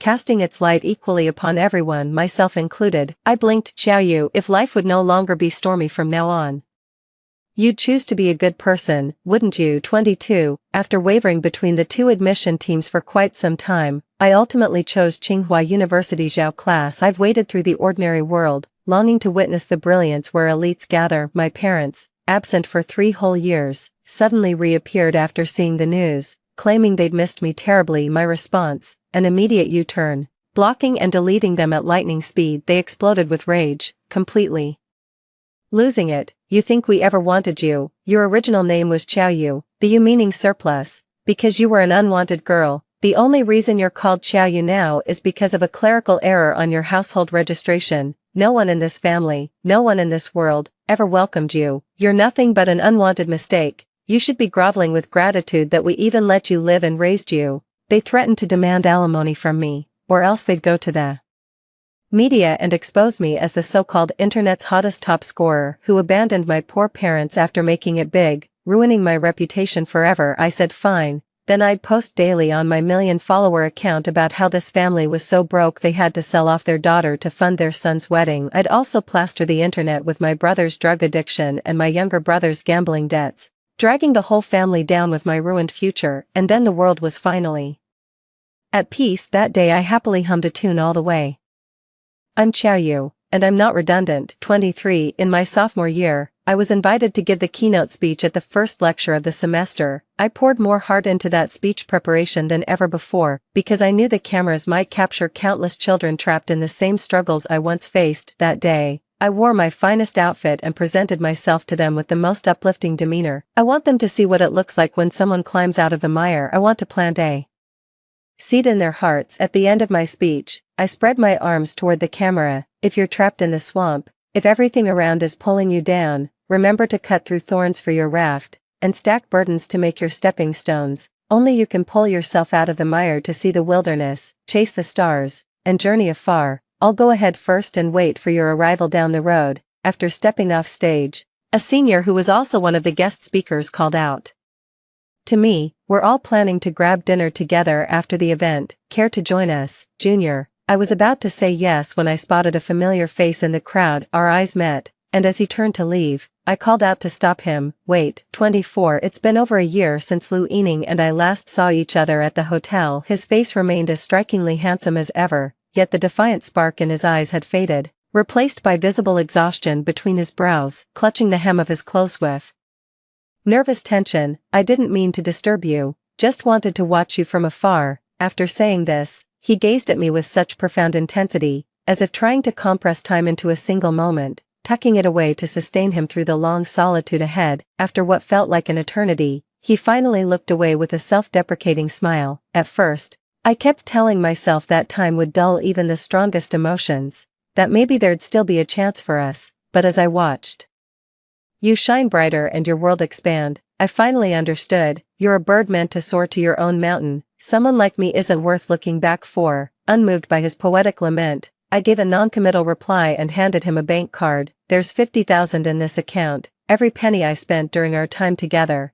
After getting together with Lu Yining, I had no qualms about letting him take care of all my expenses. He covered everything, my tuition, living costs, even travel and shopping sprees. Back then, many people called me shameless for taking advantage of a man, but so what? From now on, I no longer need to pinch pennies or walk on eggshells. My youth gained its brilliance early, right at 18. Why the hell not? Lu Yining instinctively tried to push the card back to me, but I stopped him. "Lu Yining, I'm giving you this money not because I owe you anything," I laughed. Back then I was just cashing in on my own potential. Now, I'm here to collect what's mine.